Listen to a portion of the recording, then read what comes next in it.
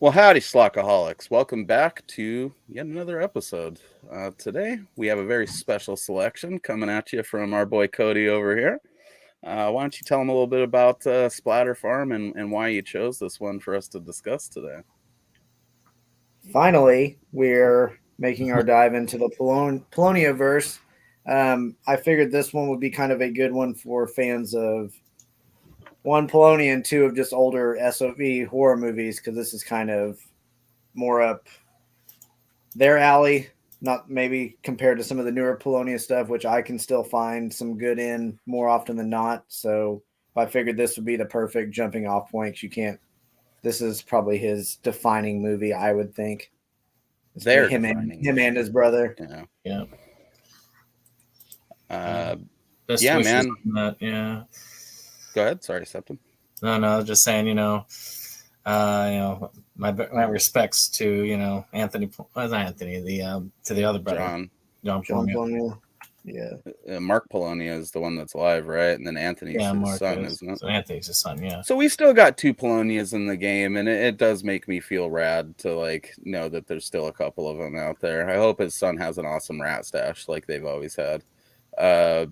I love the Polonias. I'm kind of in the same boat as you, Cody. I mean, I haven't seen as much of their newer stuff as you, but I've seen a fair amount of it, and as time goes on, I keep seeing more of it. I mean, they're always putting out movies. He's still rolling it out too. Yeah. I mean, just about. He's got a piece, and he does SRS, Wild Eye. I mean, just about everybody's got a piece of his stuff, and he's rolling them out. They roll them out pretty fast.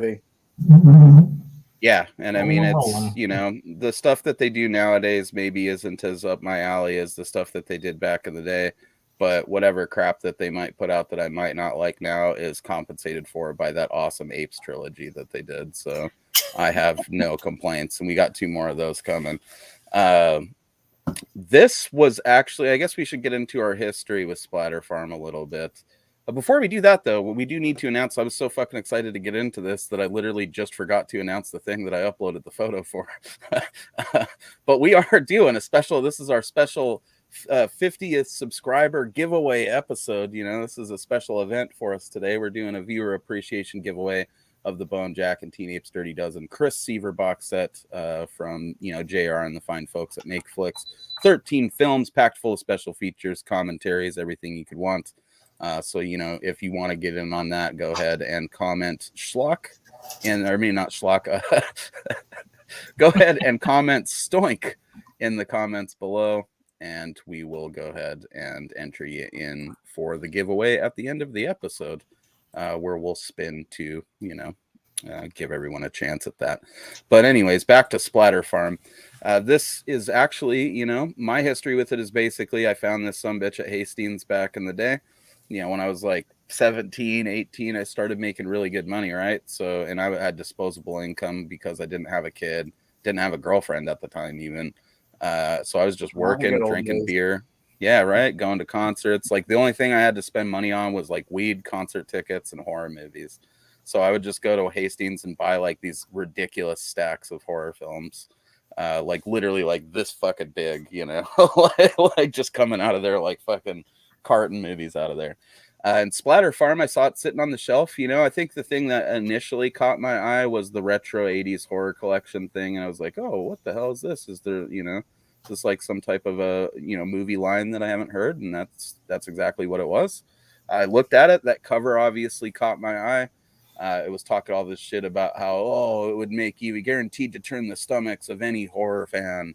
And of course, I was a pretty hardcore, like, gore splatter kid already by that point with all the Italian stuff and like Trauma.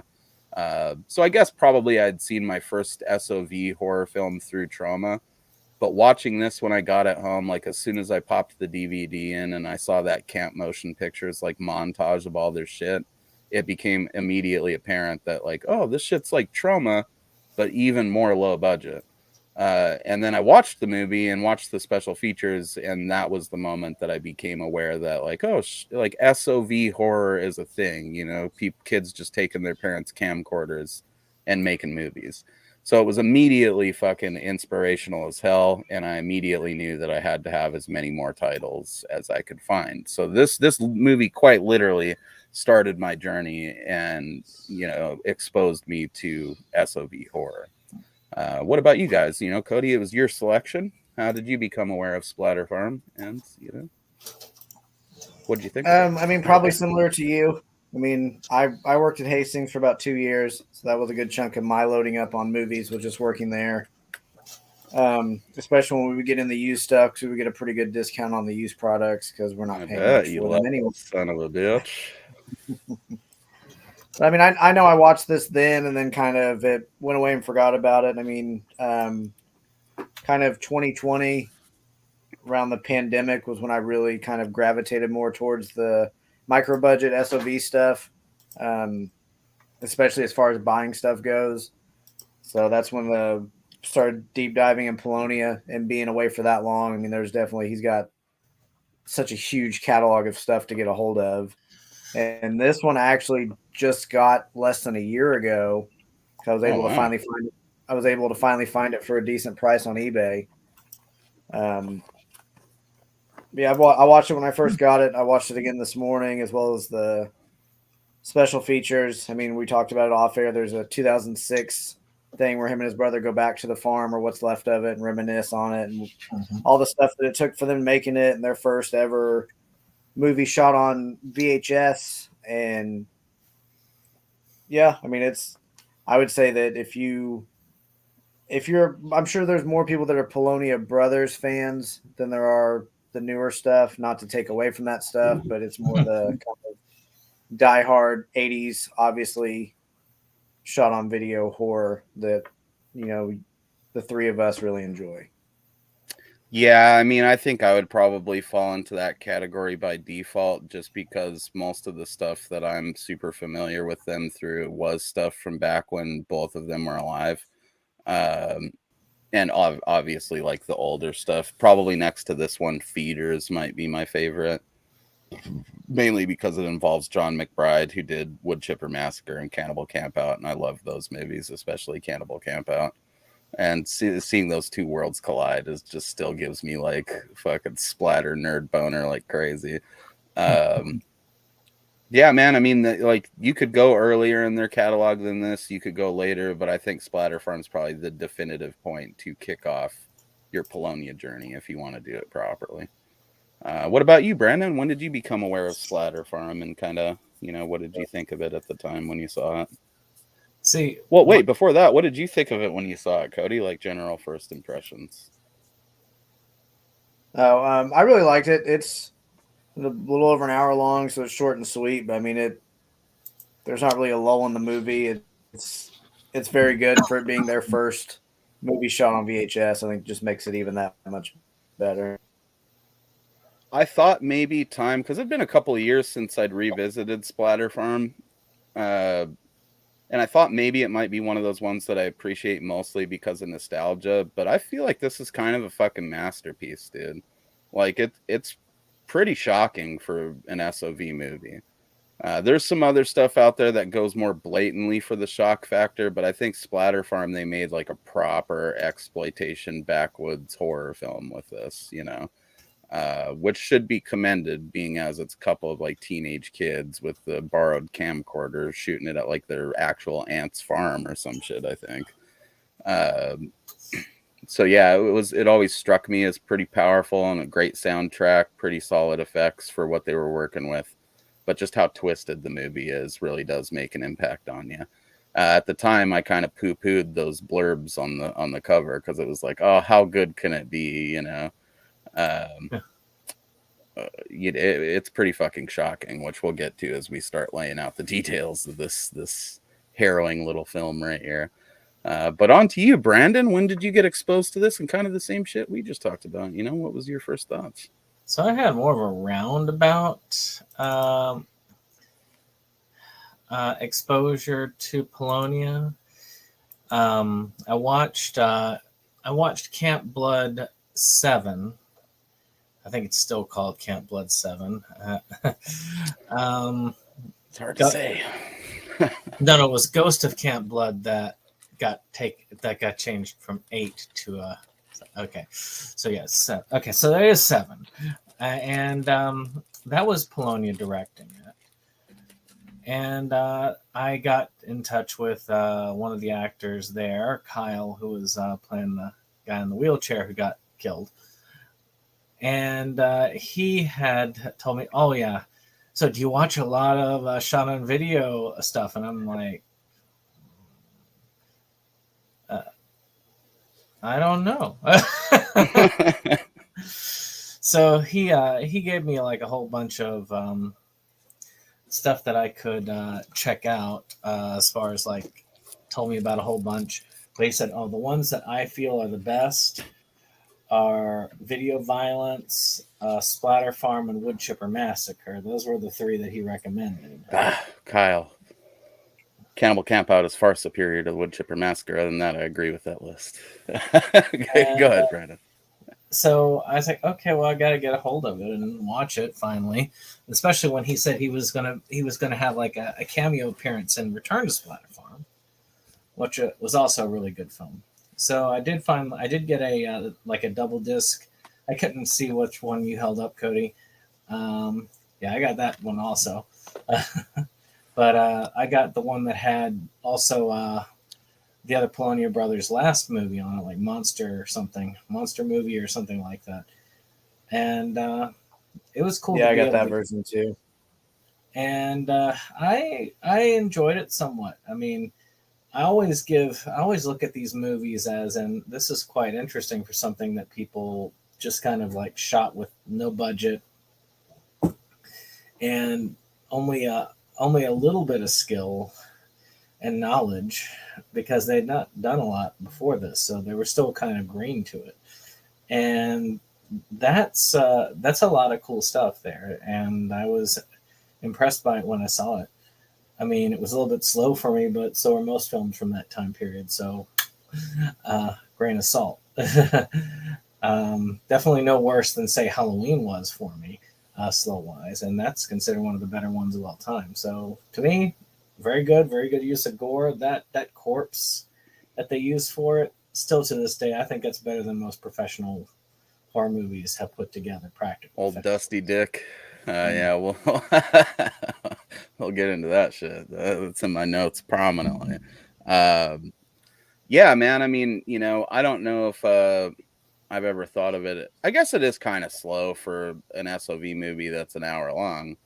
I feel like it gets right into the weirdness pretty quick, though. The movie starts off literally with like, a full-on dismemberment with an axe, and then he's doing like some necro fapping with a severed hand. It's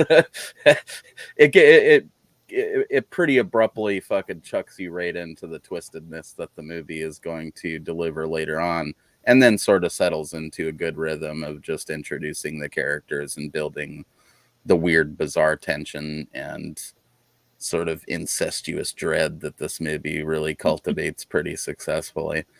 Before we jump into breaking it down like that, though, we are going to run the trailer for you guys just to give you a little bit of that flavor. Yeah, I mean, the trailer itself isn't exactly the most, revealing, but I think they make the smart choice of saving like the proper shocking stuff for the film. It gives you a little bit of the flavor and a piece of that soundtrack, though. We got Jody in the house. Hey, baby. Nice to see you. Thanks for tuning in ever so briefly. Let's run that trailer real quick, and then we'll get into breaking this sumbitch apart. Remember, comment Stoic to enter for the giveaway. If we don't get enough viewers while we're doing this, we might have to run a separate video after the fact where we announce it after some people have time to comment. We'll see. If not, maybe we'll just pick a random person that has viewed our channel in the past and give it to them. Will not be certain people, but whatever.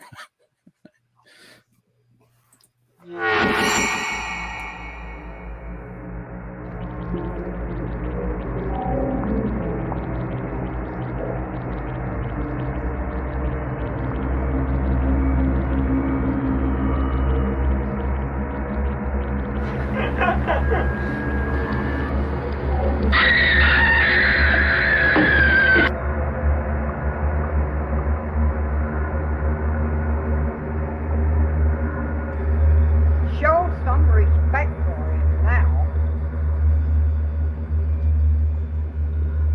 Get some shovels and we'll bury them out in the field. Move your ass.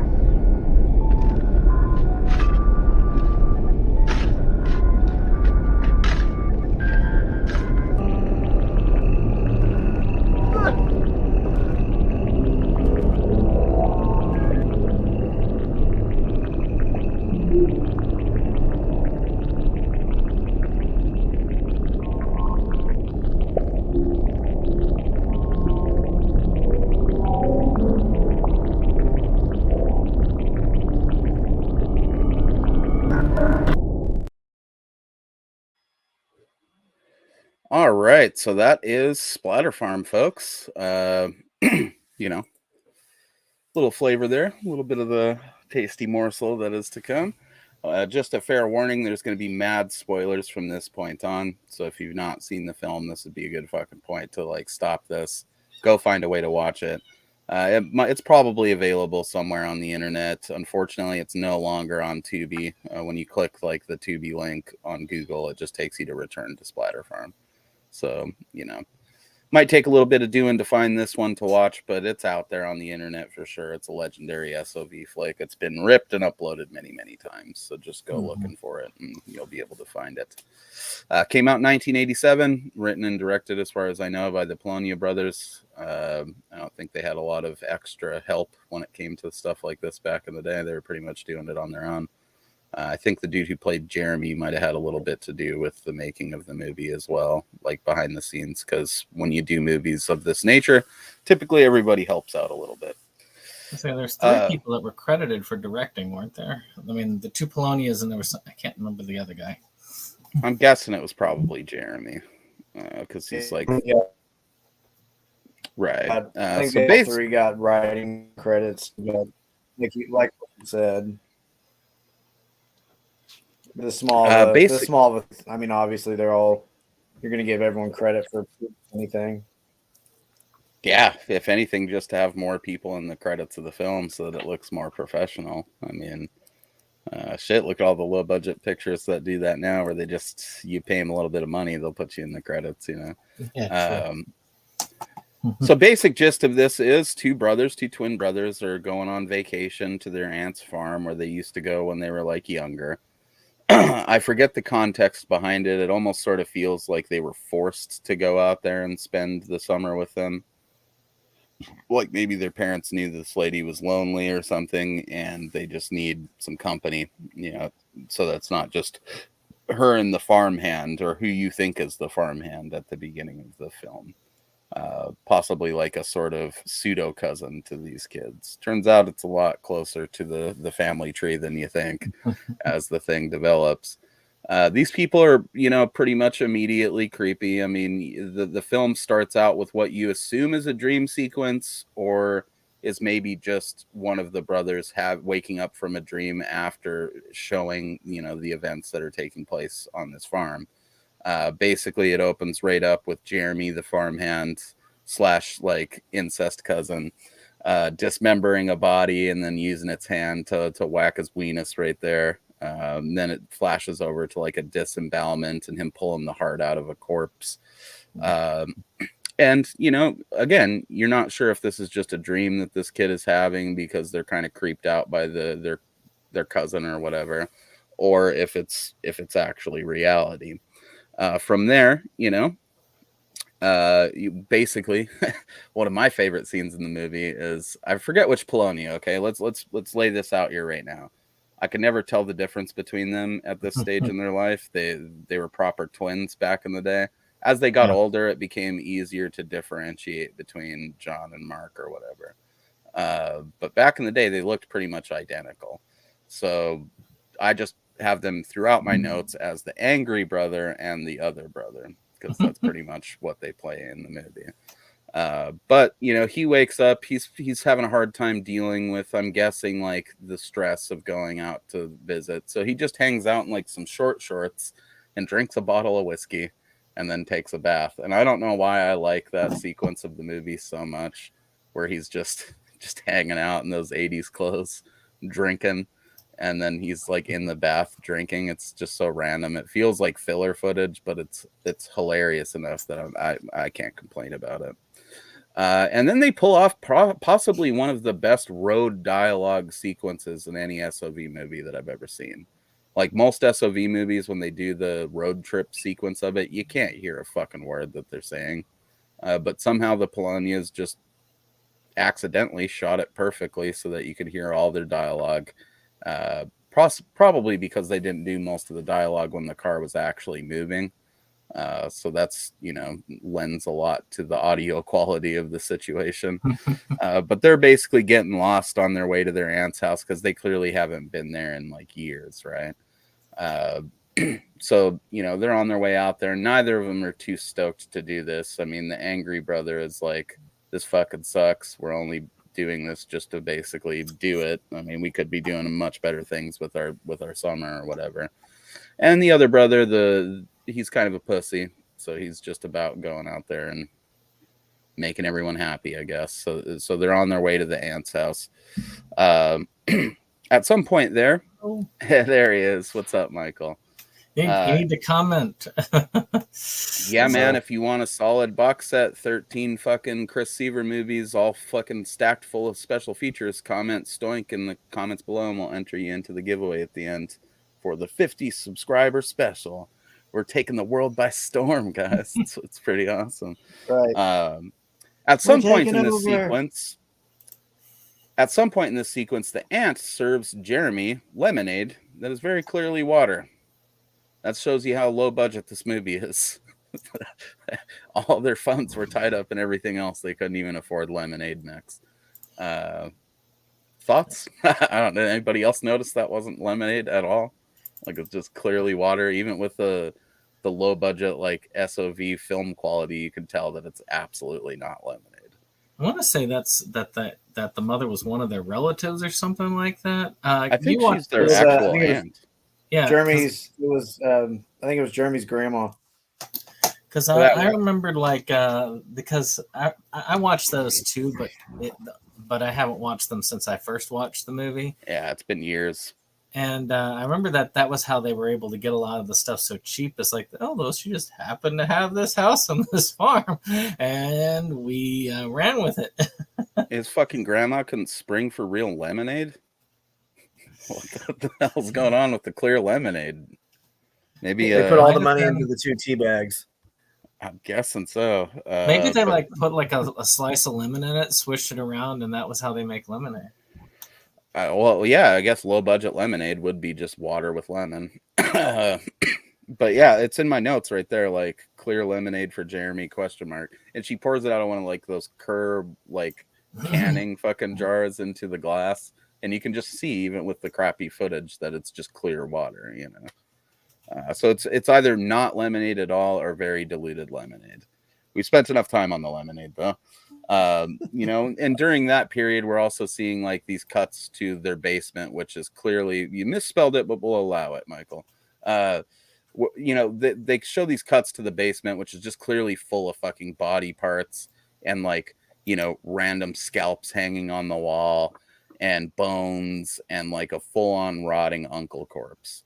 And I can't help but think that this is probably a collection of props, much like, the little Tommy Jarvis's bedroom in Friday the 13th Part 4 was like a collection of Tom Savini props. I feel like this basement sequence is just showing a bunch of props that the Polonias had built for previous projects that they did and had just held on to, or future projects that they were going to do. Some of them might have been, purpose made for Splatter Farm. But it did feel like one of those scenes. Did either of you guys get that vibe?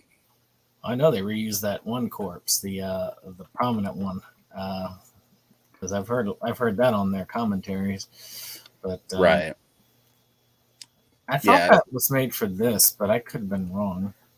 He might have. Old Duststick might have been made for this movie. I think that the other stuff down there was probably junk they had laying around from previous and future projects. So they did an old Friday Part 4 and just threw it all in the scene to make it really gnarly.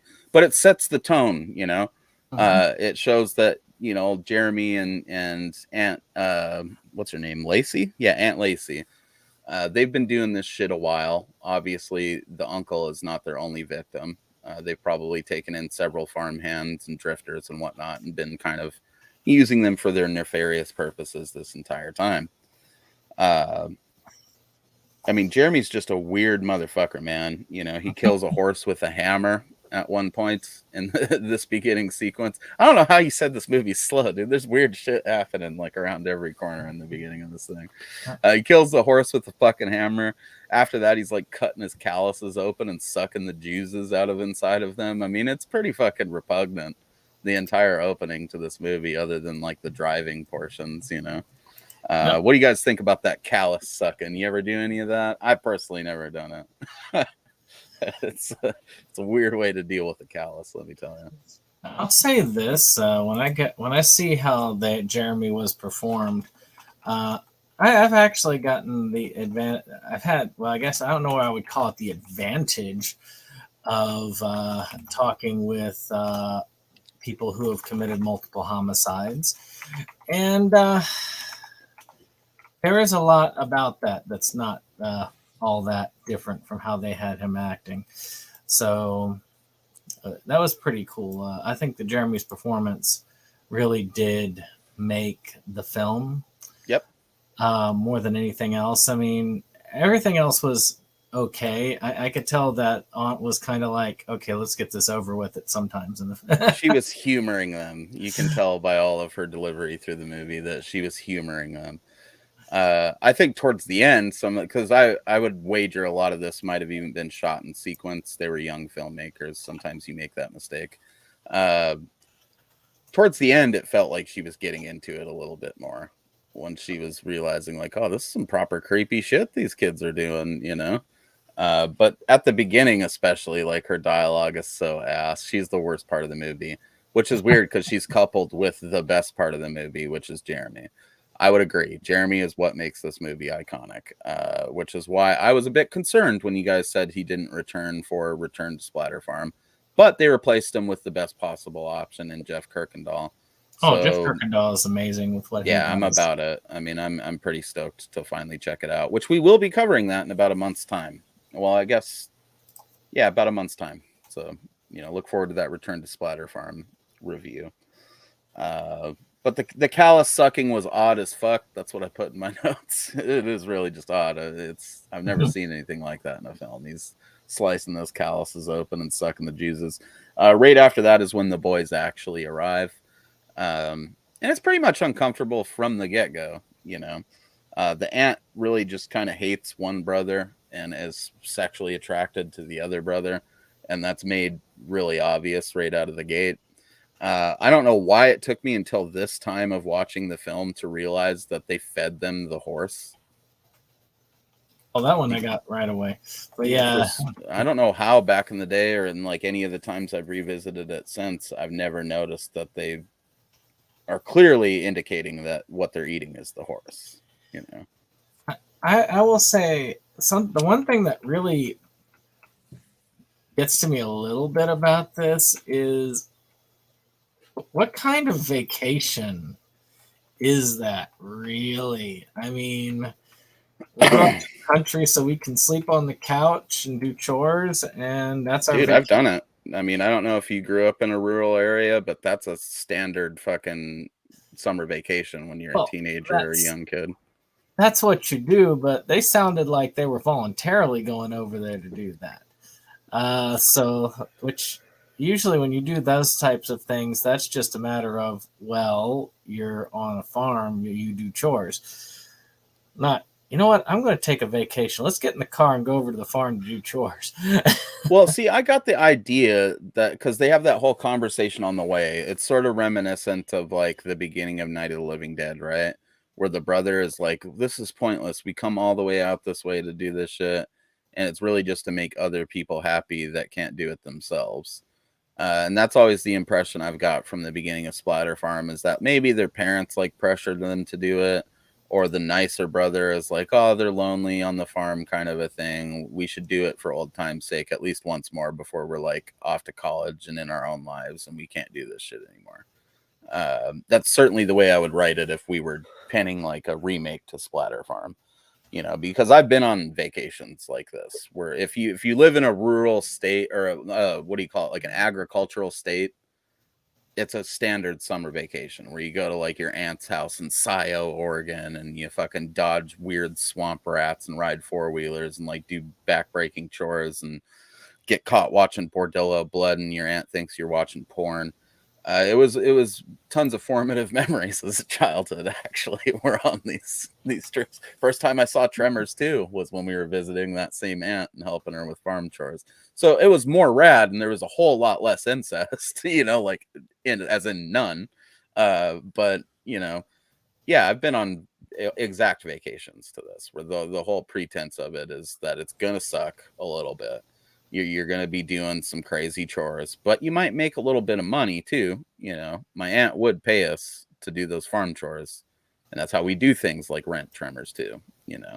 And my cousin Chrissy lived there, and she was really like a step cousin, and she was pretty hot. So there was bonuses for fucking there was bonuses as a young lad for going on those vacations. Much better than the situation in Splatter Farm. Oh, yeah. But they almost seem kind of surprised that they're expected to do this stuff, which is what threw me off a little bit. Well, yeah, I mean, when they're there, that's more of a go-to. If you're going to a trip to visit relatives on a farm, you're going to be helping out. I mean, I grew up on a farm, so I understand. It's just, to me, it was that voluntary aspect of it that kind of like, especially if you're voluntarily going there and then you don't expect that you're going to work. Because the voluntary aspect to me was you're visiting a relative and helping them out. That would be the reason to do it. Yeah, what do you think? It's going to fucking be just lounging on the beach? I mean, I do know that part of their motivation was the neighbors, where they're like, yeah, she got those big old titties. That's one of my favorite parts of the movie as well. Because it's just a little bit of lightheartedness inside of all the filth. But yeah, I think they thought they were going to flirt with some farm girls. And I mean, again, when you think about the way I described ours, I guess that's not too dissimilar from what you're hoping for. Those chores can pay off with some fun adventures sometimes. I mean, you guys ever see a nutrient? It's like a rat the size of a small dog. They live in cornfields all around out here, and they will fuck you up if you let them.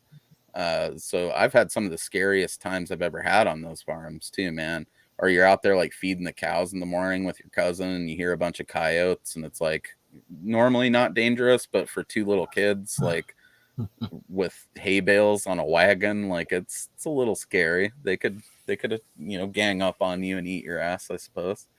But yeah, man, I mean, it's not the best vacation obviously that they ever chose to go on. They would have probably had more fun down in like Fort Lauderdale or something. Because they're clearly like it feels to me like they're right on that college age, even though I'm sure they might have even been a little younger than that when they made the movie. But I don't know, maybe because I can relate to it a little bit. It feels like even the voluntary aspect of it makes sense. You might be like, well, we've done this a bunch of times with them. Maybe we ought to do it one more time before we're like literally not able to because we're living our own lives, And I think, don't they mention, like briefly in passing, the nicer brother mentions that it's just her and Jeremy on the farm now or whatever, like they're all by themselves. So I think he feels a little bad for him, even though he's creeped out by this aunt. And I guess that's also something I can relate to a little bit. I don't remember we've all had. Good.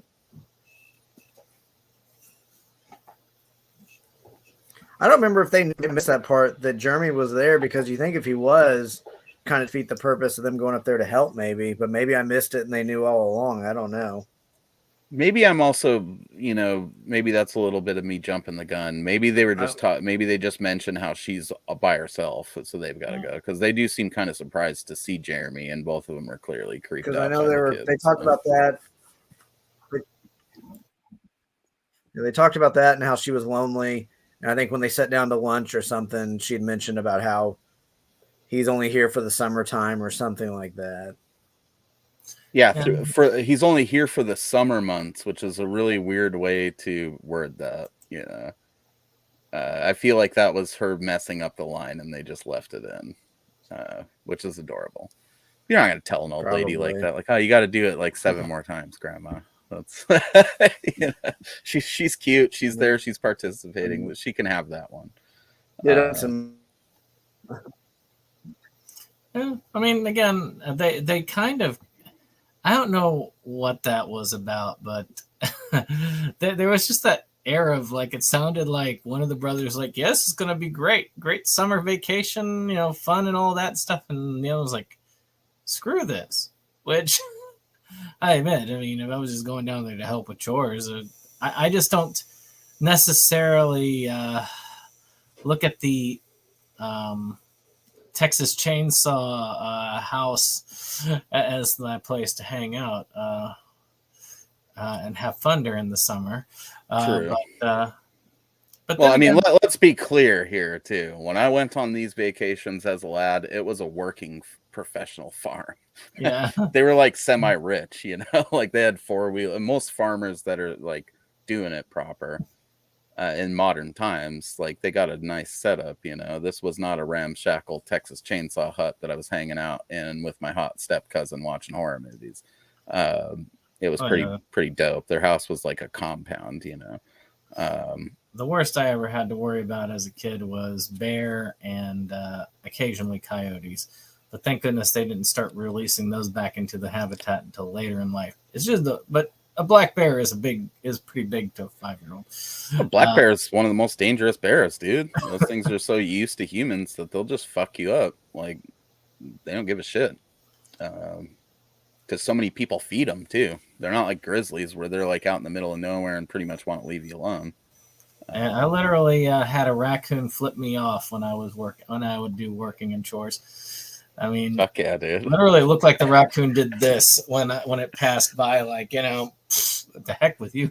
Well, dude, since we're telling random rodent-related fucking farm stories, one time when we were there, there's like, when you're at like a farm, there's those big shit ponds where they put all like the cow shit and stuff, like gets washed down through like the dairy portion of the farm, and it goes up this pipe into like this big ass pond. And we found like a dead muskrat just laying in the fucking pond, and I got the bright idea to like chuck the cinder block onto it. Did not consider splashback as a possibility there, and let me tell you, I got it in my mouth, on my face, all over my clothes. Nobody wanted to hang out with me the rest of the day, obviously, because I was covered in fucking sewage. So not my finest moment or my best decision, but those are just those dirty adventures you get into on those farm vacations. There's got to be a word for those working vacations.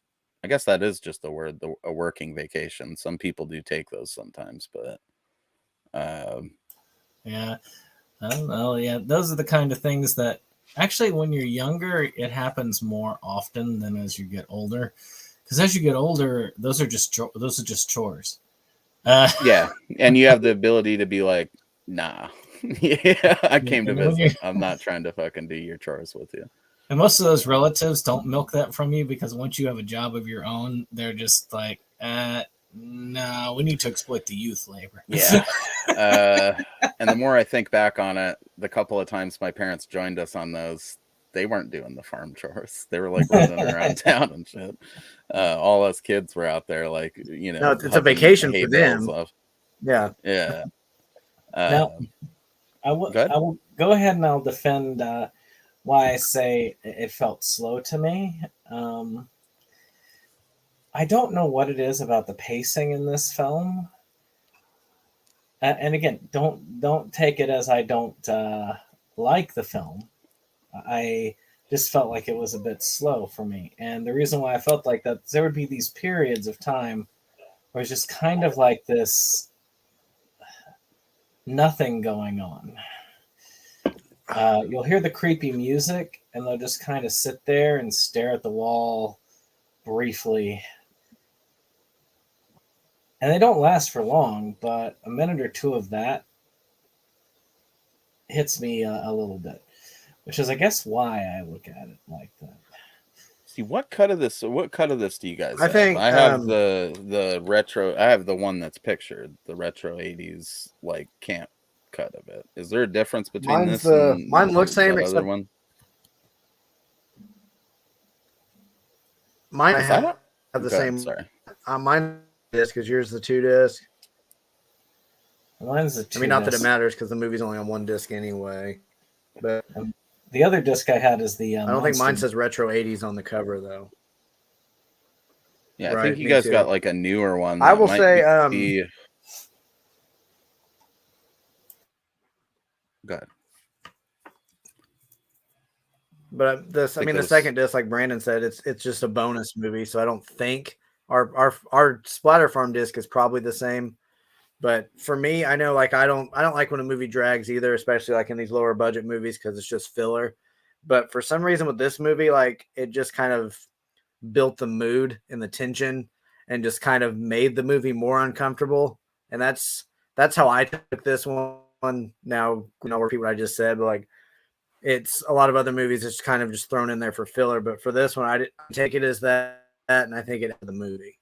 Yeah, that's what I was gonna get at, because like, and I was just wondering if maybe it was a slightly extended cut or something. Yeah, I thought that's the one. That's that the you one guys I might have. Because I don't remember like any of that stuff dragging. It just felt like it was brief moments where they were considering the creepiness that was slowly enveloping them. You know, like you said, it added to the mood. So I guess it just didn't feel slow to me, maybe. But I guess I can understand, you know, how it could. That makes some sense. So. Yeah, mine doesn't come with any cool shit like that. The only bonus that you really get physically is the fact that like when you pop the disc out, it's got this whole write up about Splatter Farm. You got a clear case. Inside. Yeah, we don't have a clear case. So, pretty cool release. I mean, you can't go wrong with either one of them. Splatter Farm's obviously a fantastic film. That's why we're here discussing it. But yeah, I don't know. I didn't feel like that stuff drug. I would agree with you, Cody. It just added to the atmosphere of the movie, which is disgusting. The music adds a lot to that too. It feels like I don't know exactly how to describe the music. It's got that weird like spacey, like you're on another planet kind of a vibe to it. Because you sort of are. You're on weird rural farm / incest planet, I guess, with these Texas Chainsaw people. And it just really does add to the whole atmosphere of it. But basically, she feeds them, you know, horse meat. She gets mad at some juicy dinner table farts that the angry brother is letting out right there. I've always thought that was particularly hilarious. You don't have to yell at me. Yeah, it's made pretty clear that she hates one brother. She wants to fuck the other brother. I mean, that dinner scene really drives it all home, just the way that she's looking at him and dealing with him. Which is odd because they look exactly the same. Yeah, pretty much. What's that, Brandon? Did anybody find it sad that breakfast scene, Jeremy basically just takes all the food and leaves them there? They're like, empty plate. Yeah, he did the same out. thing with the horse meat too. I don't think I think the brothers in that scene didn't have anything on his plate. So I think he did that when they ate the horse meat also. Yeah, I don't think they actually get to eat the horse meat. So I think one of them did. My notes are inaccurate. Maybe one of them did. Yeah, the one that she wants to bone, she probably dished him up before she even gave it to. Yeah, because I think he got. Yeah, I think that's what happened. He got it, and then it went to Jeremy, and he just dumped the pot, and then there was nothing for the other brother to eat. Yep. And then we kind of have like the first of two scenes where one of them decides to follow Jeremy and see what he's up to, while the other one kind of gets into some shit, you know. And this time it's the nicer of the two brothers that ends up following Jeremy into the woods, while the other brother is like getting ready for bed, kind of. He ends up finding a real dead cat in a fucking medicine cabinet. Yeah. That was kind of unfortunate to see, but at the same time I can understand why they would own like a weird oddity like that. There's people that collect that kind of shit. I doubt it was just some roadkill cat, and if they made that thing, it looks like a real, like, sort of half mummified dead cat, you know. Pretty sure it was real though. What's Cody, that from the extras? You watched the extras. Did they say anything about the cat? I don't think. Not that I remember. Just slipped out of my hand, dude. Oh no. That's great. Well, at least it was just iced tea. It's not like it's fucking I don't remember them mentioning the cat. I don't know if they went too much detail into the props either. I think there's a commentary track, but I haven't listened to it yet. I was, I will say, I was always impressed by the special effects that they did here. And even with the sound design, though there were times where you'd have to turn it up, I never had any issue finding out what they were saying, which was good.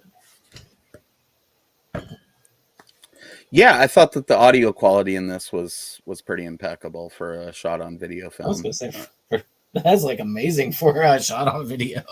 Yeah, Like, most of these, it's a struggle. And Jody can vouch for it. I only had to turn this thing up to like, 50% volume to fully enjoy the soundtrack and hear the whole audio mix. So, could have been much, much worse. It usually is much, much worse. And I think that the whole like card dialogue scene is the moment where you're like, damn, this is probably going to be better quality than most of these, because usually those scenes in these kind of movies you can't hear a word that they're saying, especially because they always usually have like some music going on the radio or whatever, and just other shit. The general highway sounds are making it like impossible to understand the dialogue. I mean, I've seen some films that have come out recently, and I won't name them because I'm not going to pile back onto that again. Where I've had scenes where I really wanted to hear what the other person was saying, but their sound for what they were saying was totally cut off, so you couldn't hear anything they were saying, no matter how loud you turned it up. Which I kept thinking to myself, but that person's lines were so good. I know I'm missing some gold there while they're going. Right. And the other guy's responding to them, and I'm like, yeah, I'm sure you said something really cool there. I wish I knew what it was. Yeah, because usually the dialogue in this stuff's pretty funny, and when you can't hear it because of like extraneous noise or just bad audio quality, it's a problem. So, kudos on that. So after the dead cat, we get, Jeremy beheading the woodsman, licking his neck stump, and fucking a severed head. I wrote down on that. I wrote down getting head from a head. Yeah. Definitely a memorable scene in the film. Not too many of these movies that go quite that far. A lot of these backyard movies are a little bit more tame than fucking head stumps and shit like that. Well, and I also, think, go ahead. You'd mentioned it earlier. I mean, he also got an old fashioned when he kind of, 4/4 the person at the very beginning of the movie. Yeah, that's what I was just about to say. It's like, if it wasn't for him doing that necro-fapping at the beginning of the movie with the severed fucking hand, I think it would have made the head stump thing a little bit more shocking. But at the same time, I'm kind of glad that they put in the intro part. I almost feel like it might have been shot afterwards to set the tone. It definitely lets you know what you're getting yourself into. Yes. Indeed, it's there's no mistaking that the movie's going to be pretty twisted. And honestly, I think this is maybe the first part, other than the implied like intended incest, where the movie really does show how filthy it's going to be again. It kind of reminds you that like, get ready because this thing's going to get dirty. It definitely gets worse too. It really does. Spoiler alert. So after that,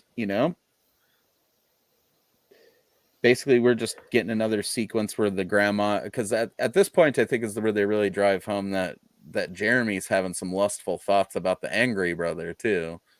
So it's not just one of them that's in jeopardy of having his innocence stolen on this working vacation. Both of them are being eyeballed like a piece of meat in one way or another.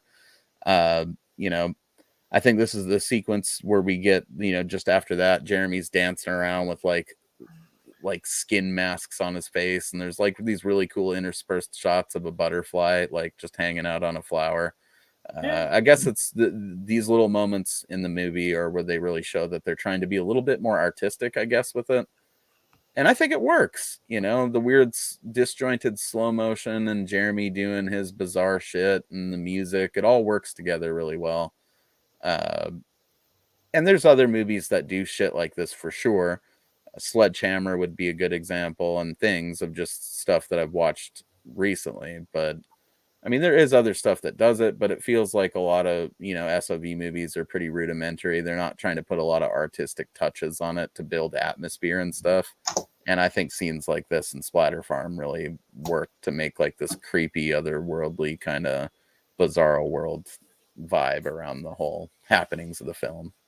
Well, and also the whole camper guy or whatever, like after, like that's when one of the other brothers is out there afterwards and finds Jeremy runs up on him because he's got it in that bag, and like the bag leaks out on his arm.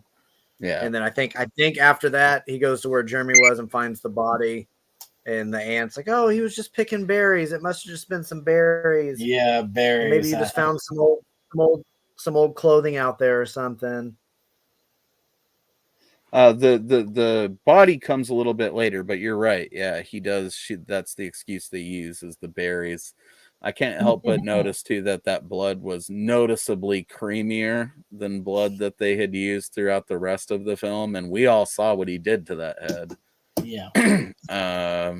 I didn't even put that together. Yeah, there's a little thickener in the mix there, if you know what I mean, and it's intentional because all the blood they use in the rest of the movie looks like normal stage blood. But when I can't believe I didn't connect that. That is so good. Dude, these guys were Randy back in the day. Like, they were thinking about all these little details like that, because there's just no way it's not intentional. The blood that comes out of that bag is like the consistency of yogurt, but the blood that they use in the rest of the film is just straight up stage blood. Right. Mixture, Yeah. I don't know why, but every time I look at the poster, I just see Jeff Kirkendall there. It looks like him, doesn't it? I was thinking that earlier. That's why he was a great replacement for Jeremy when they couldn't get the original actor. Because I can see what you guys are saying, but I've always thought it looked like an older version of Jeremy too. So part of me always wondered if they didn't get him to come back for like a photo shoot. It also kind of looks like a little bit of Bill Moseley too. A little bit, yeah. I can see the resemblance. So yeah, pretty much after that is where the angry brother, decides to start spying on Jeremy, and he sees him in the barn like cutting himself, and he ends up throwing up for some reason just from watching him cut himself, which I get. Some people are squeamish with blood, but it seems like the cat eats it. Sure. In the behind the scenes, some of that wasn't fake throw up. No. I remember that story quite well, because they made sure they dwelled on that story where they had him basically holding on to it for so long that he ended up like retching himself to get it all up. Yeah, that's I imagine that happens more than we probably have been told about on these kind of. It looks great in the movie though. It does. And then pretty much after that, we sort of transition into this sequence where they're washing the car, and like a gigantic boombox makes an appearance for no real reason. It's just in there. I'm sure one of them had bought it and they were proud of it and they wanted to put it in the movie. So they're like listening to just basic country tunes on this boombox because that's all that comes in out there. But they're talking kind of about how, obviously Jeremy's super fucking creepy and this vacation hasn't been very fun so far. And the grandma's pretty creepy too, or the Aunt Lacey. And this is where we get the first tidbit about, how her husband had died and he took an axe to the face or whatever. It's later revealed that, as far as we know, Jeremy killed him. He thinks that he killed him. There's a twist at the end of the movie, which is super random and I'm not sure effective, but, we'll get to that. So basically, we know this uncle was murdered. And that's why this aunt is out here alone. Well, and didn't they mention when they were cleaning the car that Jeremy took back their rental car? Some shit like that. Yeah, they're basically stranded out there at this point. Like, why they're washing her old rust bucket, which doesn't make sense because the car is actually really nice. But just Jeremy taking back the rental car just seemed like a very weird, throwaway line. Well, I mean, the idea was taken away their escape, right? Even though he had that other car that they could probably have stolen, I guess, but still, I mean, the landline being out, they wanted to subtly drop in that, there's nothing there. I mean, I guess in the time that they were at, they didn't have to worry about cell phones, so So at least that's something there. They had to just basically deal with the land. Not that in those days, if you had a cell phone, you'd have a signal out there. Right. And maybe it's just me nitpicking, but I don't know. I would think that them trying to get to their car and Jeremy screwed up their car would make more sense than him taking it back to the rental, because how is he getting back to the house afterwards? Which also, that's me looking way too much into it. A little bit, but I can see your train of thought there. It is a bit of a hole in the logic of the movie, which is otherwise sound. I would wager it's probably because they just didn't have access to both cars anymore for some reason, so they had to figure out a way to explain it. Maybe it was a rental, and maybe the guy who played Jeremy did return it, and they just said, well, we'll give him credit for that. Hey, man, thanks for returning the car for us.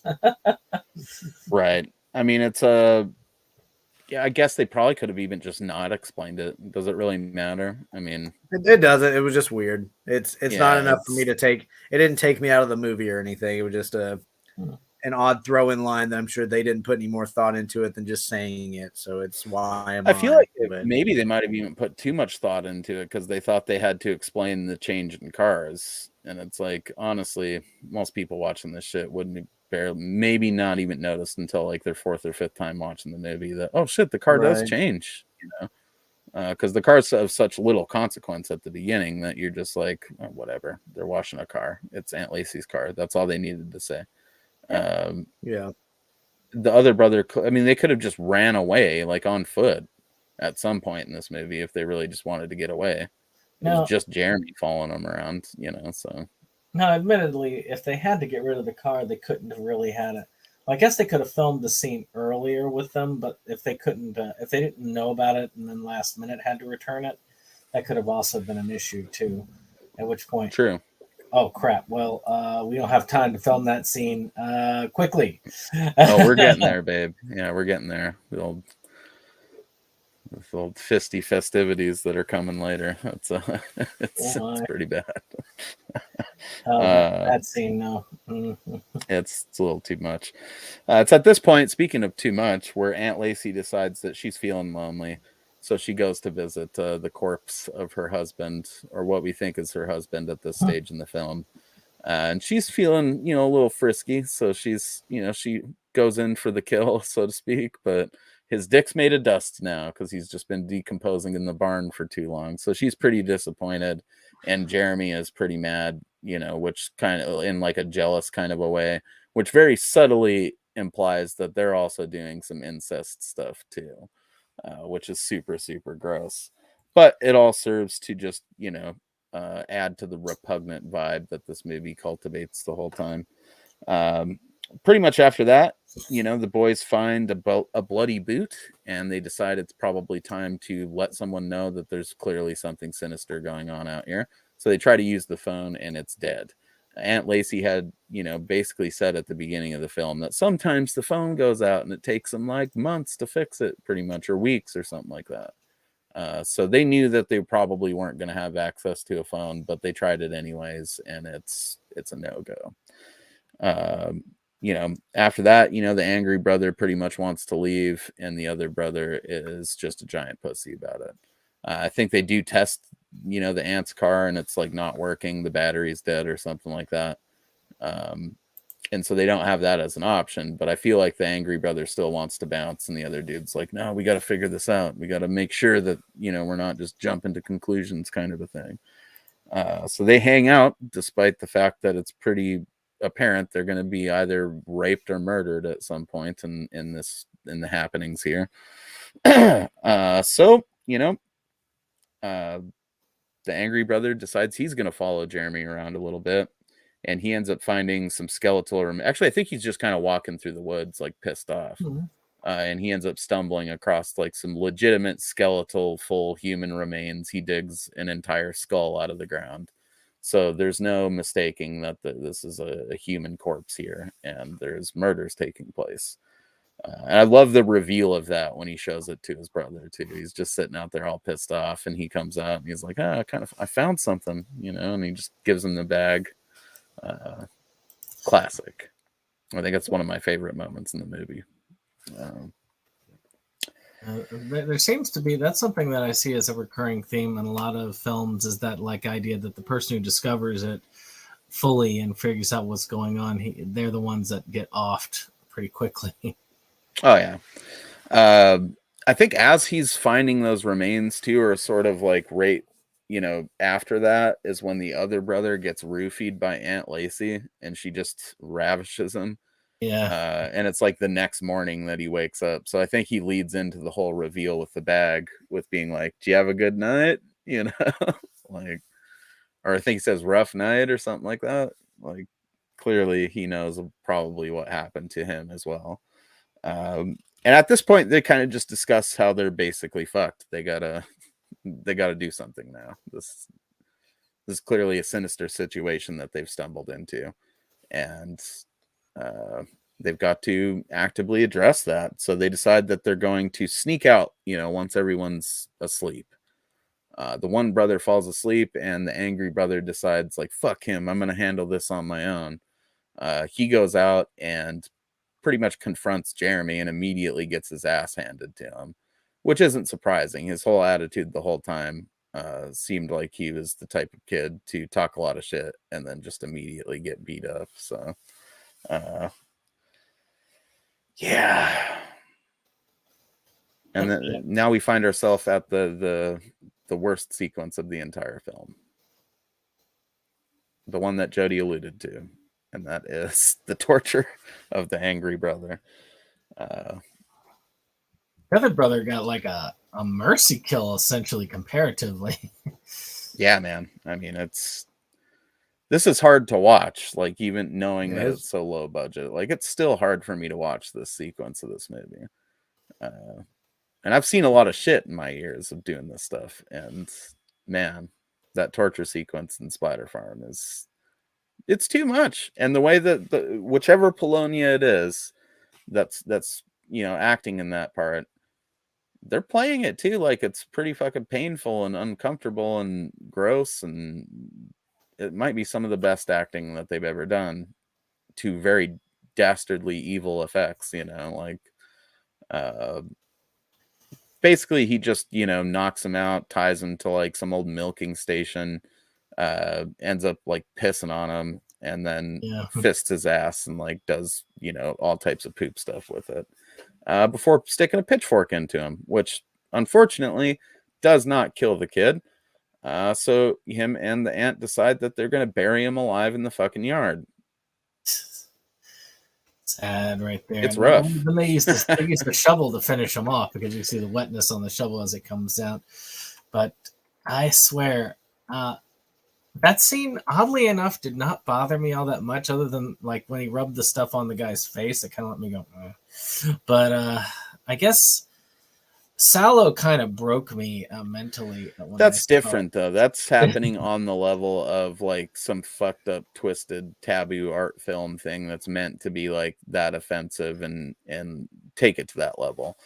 Splatter, this shit happening in an SOV movie, I feel like makes it almost a little worse in some ways, because it's like, man, it's like kids making this, and I think they felt like they had to do that to make it stick in people's minds.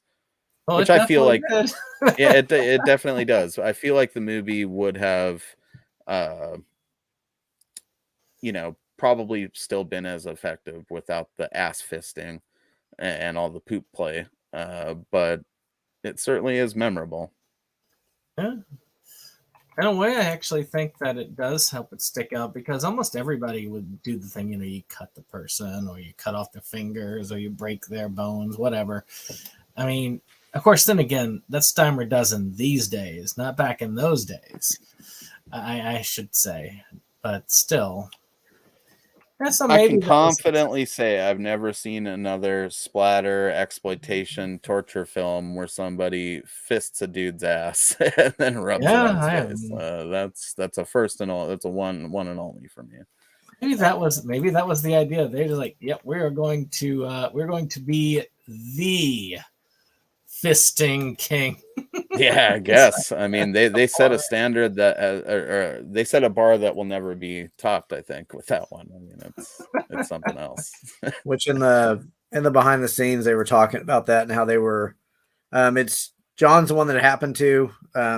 Easiest way to remember it, John was Joseph in the movie, so Mark was the one that the aunt liked, but they were talking about like he was, adamantly against doing it basically up until they did it, and then they just kind of realized that it was, I don't know, a pivotal. I don't want to misquote, but it's pivotal point in the movie or just necessary in the movie or whatever. So went ahead and did it. I feel like they could have done. I mean, yeah, kudos to them. You have to know after you shoot something like that too. Like, I feel like that was a weird moment on set, where it's like, wow, well, we did that. That's a thing that just happened. And then after that, like he's sitting on the porch, like almost like it's his ventriloquist dummy or something. Like he's obviously still alive, but isn't coherent whatsoever. And now it's like Jeremy has his own little play toy until his aunt's like, you can't leave him, you gotta wreck him, and you need to go bury him or whatever. Because he was perfectly inclined to keep him until, I would say until he died. It felt like you wanted until much after. It felt very much like one of those scenes where he's like a kid brings home something he wants to keep as a pet, and you have to tell him like, no, right. And then they bury him alive. And honestly, as Brandon pointed out, they do finish him off with the spade at the end.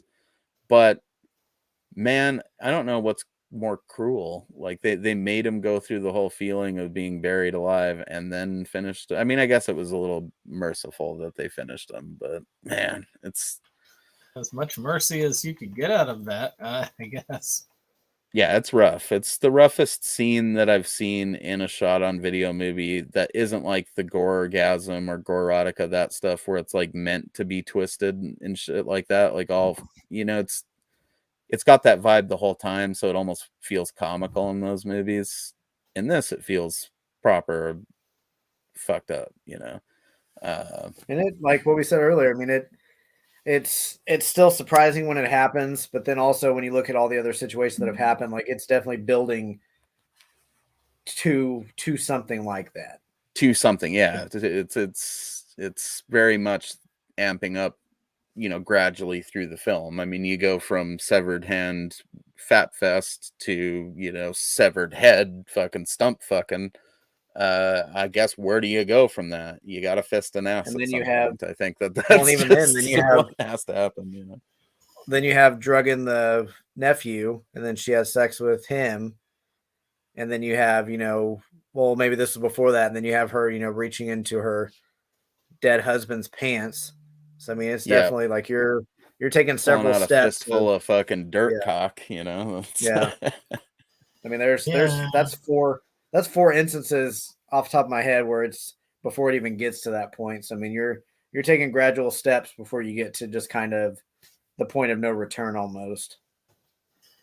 Right. And, I mean, there's truth in that, and I guess you could say it's pivotal because it really is the climax of the film, essentially. I mean, where that, as far as the murders go. Well, we got another pretty explosive scene.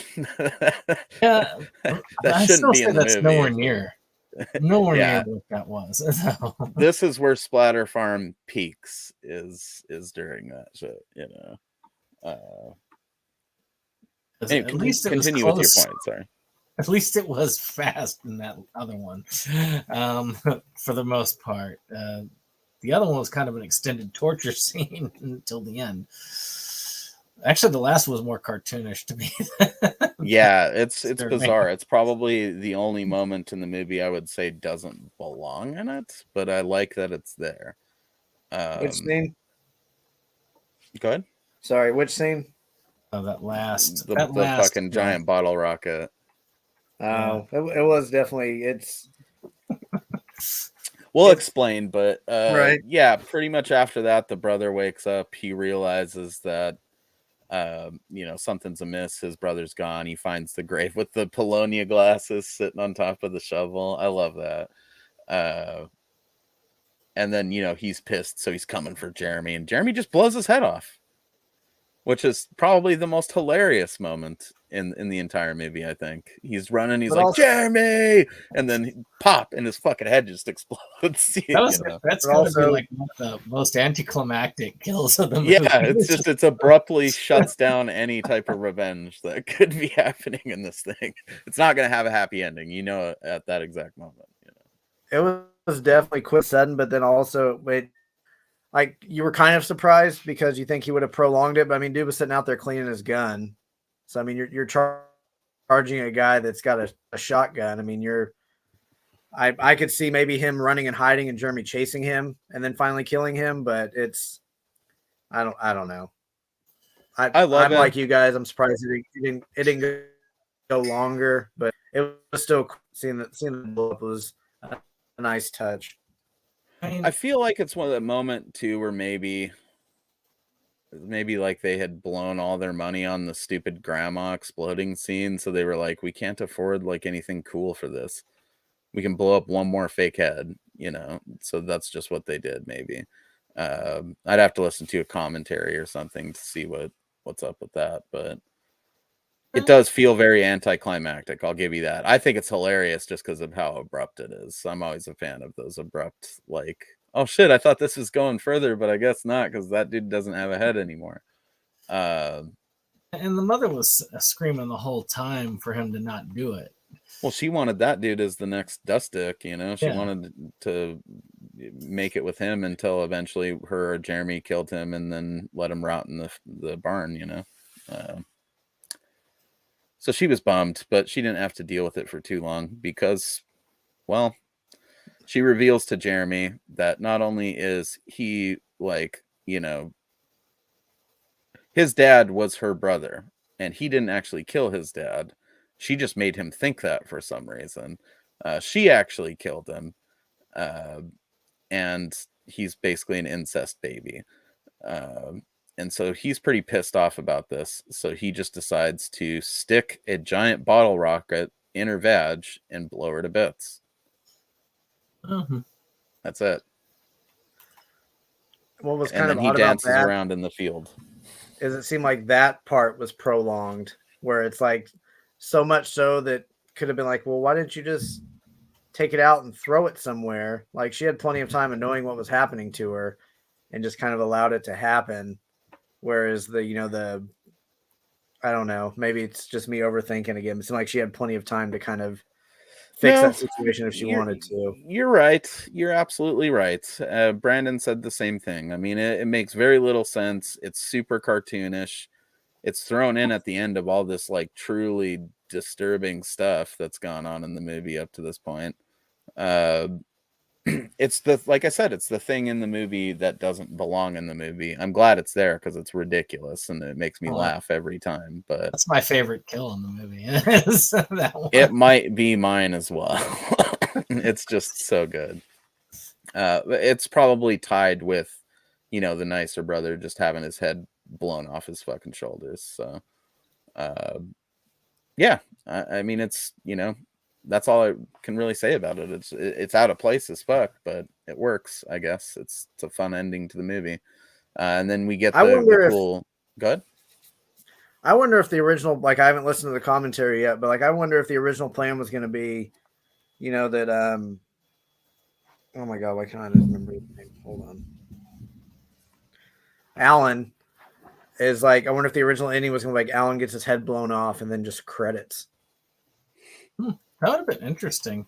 Because that would have made it even more abrupt. Yeah. I don't know. Good. I thought it was like I felt like that last bit was just kind of a tack on. I could have taken or taken or left the last bit if they had just done this, and she just said Jeremy no, and then you did it instead of like the quick one, do a slow motion bit at the end with the head just slowly like that, and then go to credits with some sort of song at the end. I think that would have been fine, but still, you would have missed out on that fun kill there. Like Bugs Bunny kill. Yeah, it is some Looney Tunes shit for sure, and I like it. But yeah, I don't know. I think it could have. We had to kill the ant at some point. I think they probably could have done it better, but I think that they didn't maybe have the funds to keep doing stuff, so they just blew up like a meaty mannequin and then a fake head, you know.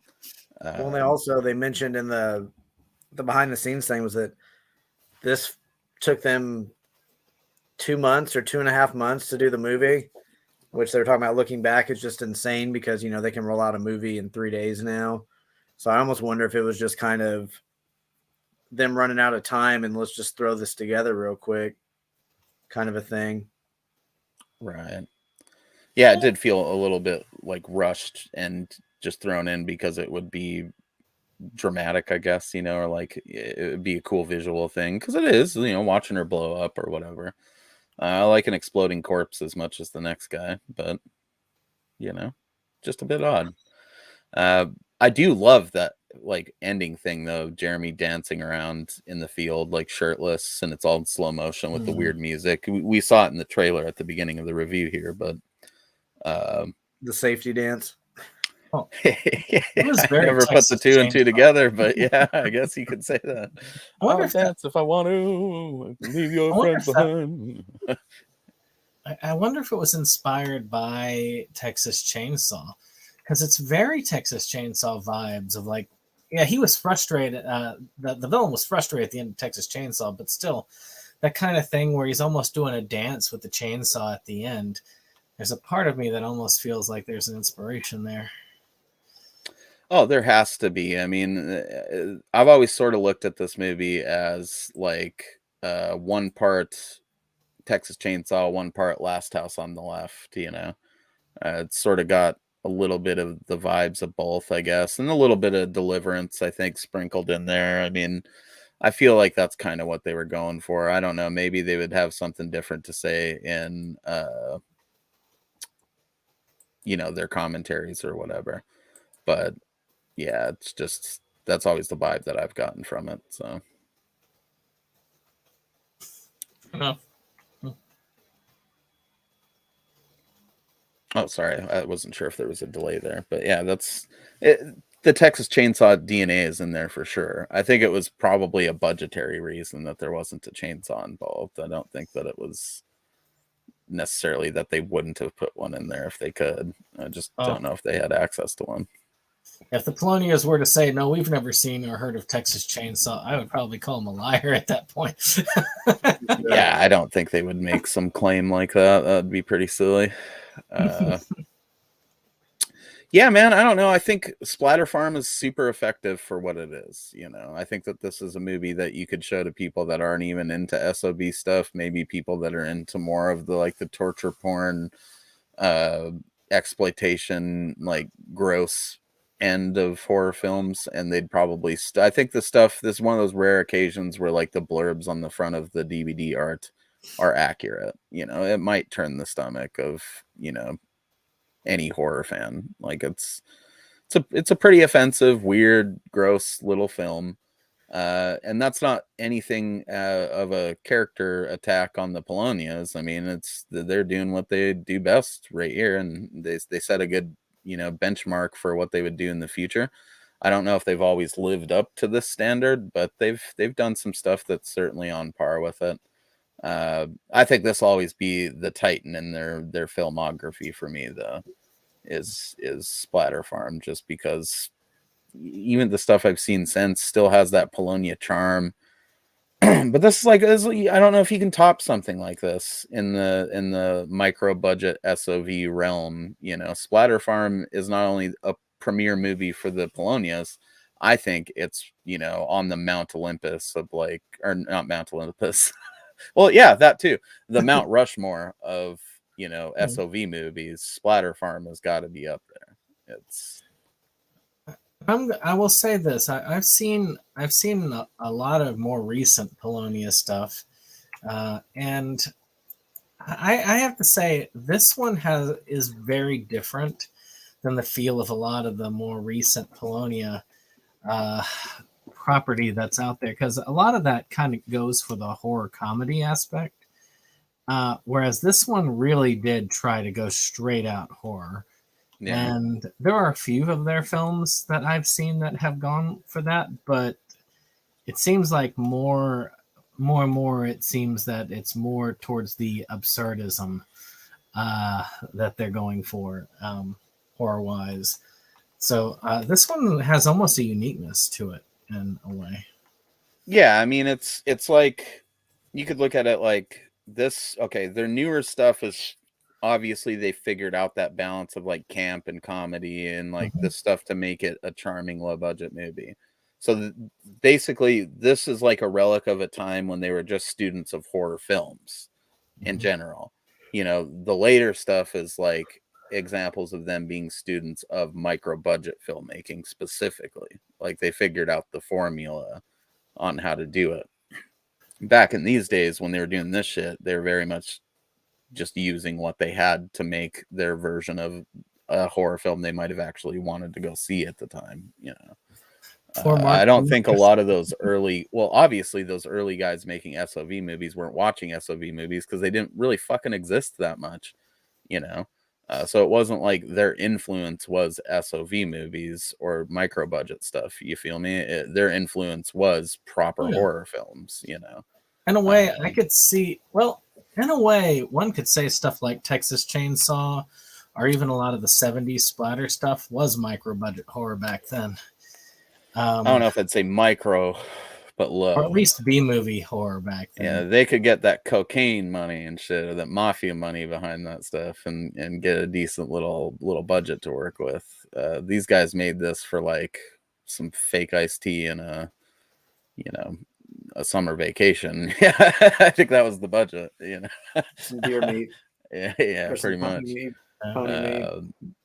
So it's a little different, but I get what you're saying. Like you know, they were inspired by what essentially was the low budget cinema of the time. But I think a lot of people now, that's maybe what the problem is with some of the crappier like micro budget movies that we see, is they're drawing more from, instead of doing what the Polonias were doing with this, where they're using what they have at their disposal to make the best horror movie that they can make.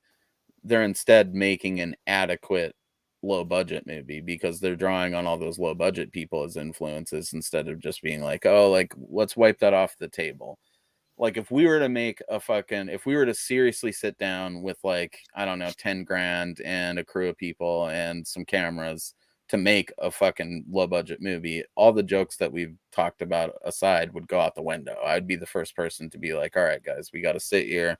We got to look at this as like, we can use some of the technical tricks that we've picked up from listening to these low budget guys, but we got to look at this as just a horror film that we want to make that's either going to be slightly funny, or we got to do the best that we can do. If we're going to do a horror comedy, we got to look to stuff like Evil Dead and shit like that as the influence, not Amityville fucking Glory Hole or whatever the hell the last thing that we watched on Tubi was, you know. You want to emulate the shit that's at the core of all of it, not the stuff that you watch that does an adequate job of doing it. And that's not to say you can't draw influence from other low budget filmmakers, but even when you look at like guys like Vogely and Joe, it seems like they're drawing more on stuff that they used to like to watch and read and things like that than they are like just trying to make another killer clown movie or whatever. Not that there's anything wrong with that. Yeah, not an insult, Cody, but you get what I'm saying. I think it's like, you know, you got to keep your influences with this shit rooted in proper horror to get results closer to this than results closer to whatever junk that some random, you know, pay to play Indiegogo campaign is cranking out right now. Yeah, for sure. I mean, Sherlock stuff is definitely homages to old sci-fi magazines and little like Twilight Zone episodes and stuff like that. Like yeah, H.P. Lovecraft, all that shit. It's like his main influences aren't whatever straight to Tubi thing is. That's not what he's trying to emulate or do his version of, you know. Right. He's not about to do a drug fueled animal movie next. Exactly. And I think the Polonias at a certain point did fall into the business end of it, of just cranking those out. I mean, I'd love to see, maybe it exists in their later filmography, but I'd love to see like them do a serious thing like this again, where they're trying to do like something legit to their roots and not just another low budget thing that they can make some money off of to fund the next project, you know. I will say, I do feel like Return to Splatter Farm did kind of hit that chord. See, that makes me very optimistic for my viewing of that. Now, I could be wrong. I could be remembering it. But then again, I'm comparing it to like the fact that he has got an obsession with sharks for some reason. I think with him, like it's what Mo was just hitting on. Like it's whatever works that gets them a hit. If somebody else will keep paying them to keep making that kind of movie, they've already got the props for it, so they're just going to keep rolling it out. And with what I like about his movies, I mean, we talked about it several times. He always has a commentary track, and even talks about in it like the last thing he basically does with that movie is a commentary track, and then once he's done with that, like it's just on to the next movie. Oh yeah, he's got his basic formula. He sticks with it, and he cranks out some good ones. But at a certain point, it became more of an assembly line approach to it than, you know what I mean? Like, and I think that's happened with a lot of these dudes that have managed to make some kind of a living doing it. I mean, Chris Seaver has talked about how at a certain point it became like that for him. Granted, Chris always kept his movies very much in that weird realm of the movies that he makes. But I think a lot of them have dealt with it where it becomes a business, right? Like you're just making the next product. You're not really putting any passion into some of it. And I'm sure there's still a baseline of passion that goes on with Polonia nowadays, and I'm sure some of the stuff where he's working like with his kid or whatever has to be pretty cool. So maybe there's some more passion goes into that. It does seem like he has fun acting still, which is cool.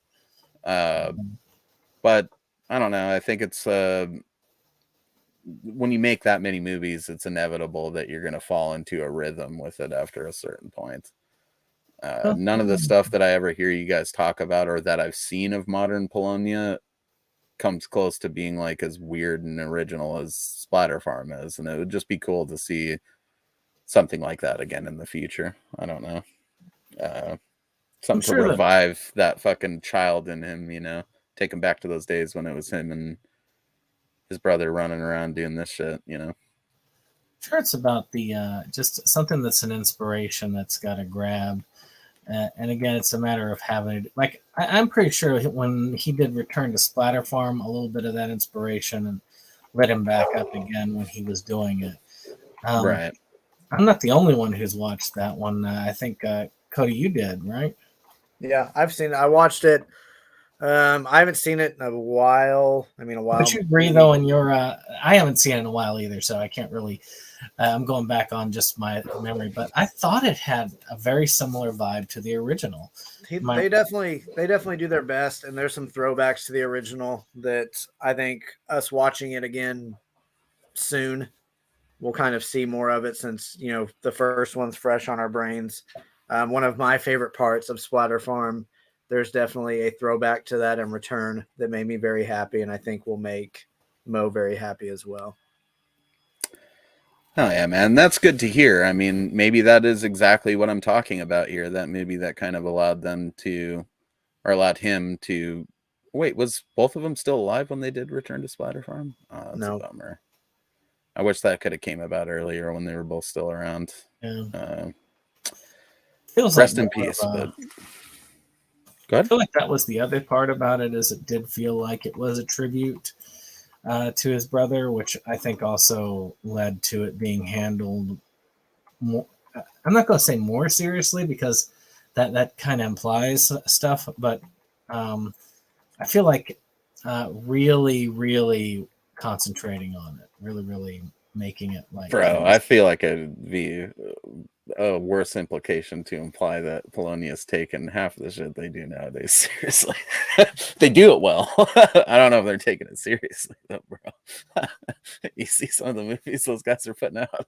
I mean, it's they're having fun and they're making some money, and I respect that. But I think pretty much where they're at. It's a weekend gig that he can do with his buddies or this little cast of characters that he uses all the time. So they're not all great. I mean, there's usually something in there you can enjoy, and if nothing else, I still like listening to the commentary just to him explain some of the stuff, and a lot of the stuff that doesn't quite make sense about the movie were stuff that he was asked to throw in or something that they needed to a lequel that, of course, usually didn't ever happen.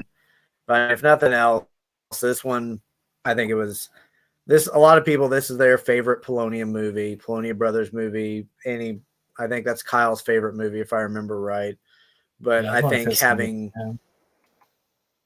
having Jeff play Jeremy was fantastic, and like what Brandon said, and I noticed it too earlier in the day. Like, I mean, dude on the cover looks pretty close to a young Kirkendall. Yeah, it seems like it younger was meant Kirkendall. to end up the way that it did, with without the other people involved. And I would assume that Return to Splatter Farm would have to be a bit of a passion project for Polonia. I mean, it's their most famous film. It's sort of the one that really got them serious about this shit. So yeah, I mean, it's great to hear that they handled it with some respect and gave it the proper treatment that it deserved. It sounds like I'm really looking forward to watching it. I don't know if this is my favorite Polonia movie anymore. I think it might be their best movie still, but dude, I'm really partial to that Apes trilogy. I like it a lot, and I'm super fucking stoked for those 2 new ones that are coming out. So without any shame, I think I might have to say my favorite Polonia movie anymore is like the second movie in that Apes trilogy. But I really like What this. makes that great? a Those lot. are new. Those are newer movies too. I mean, with the exception of the 2001 one they threw in there, like those are newer movies. I mean, they can still churn them out and they can still be really good. Yeah, that 2001 is fucking terrible, but the actual trilogy is pretty great. I mean, I like the spider in that. That came out when the Tim Burton one came out, right? So I mean, they were just rushing to make a random spoof, a mockbuster. It sucks. There's really cool spider puppet in there though that I do enjoy quite a bit. So, but that trilogy is great. I think that a lot of people nowadays a lot of these indie filmmakers need to take a moment. They need to go back. They need to watch shit like this. They need to watch Cannibal Campout. They need to watch Ghoul School.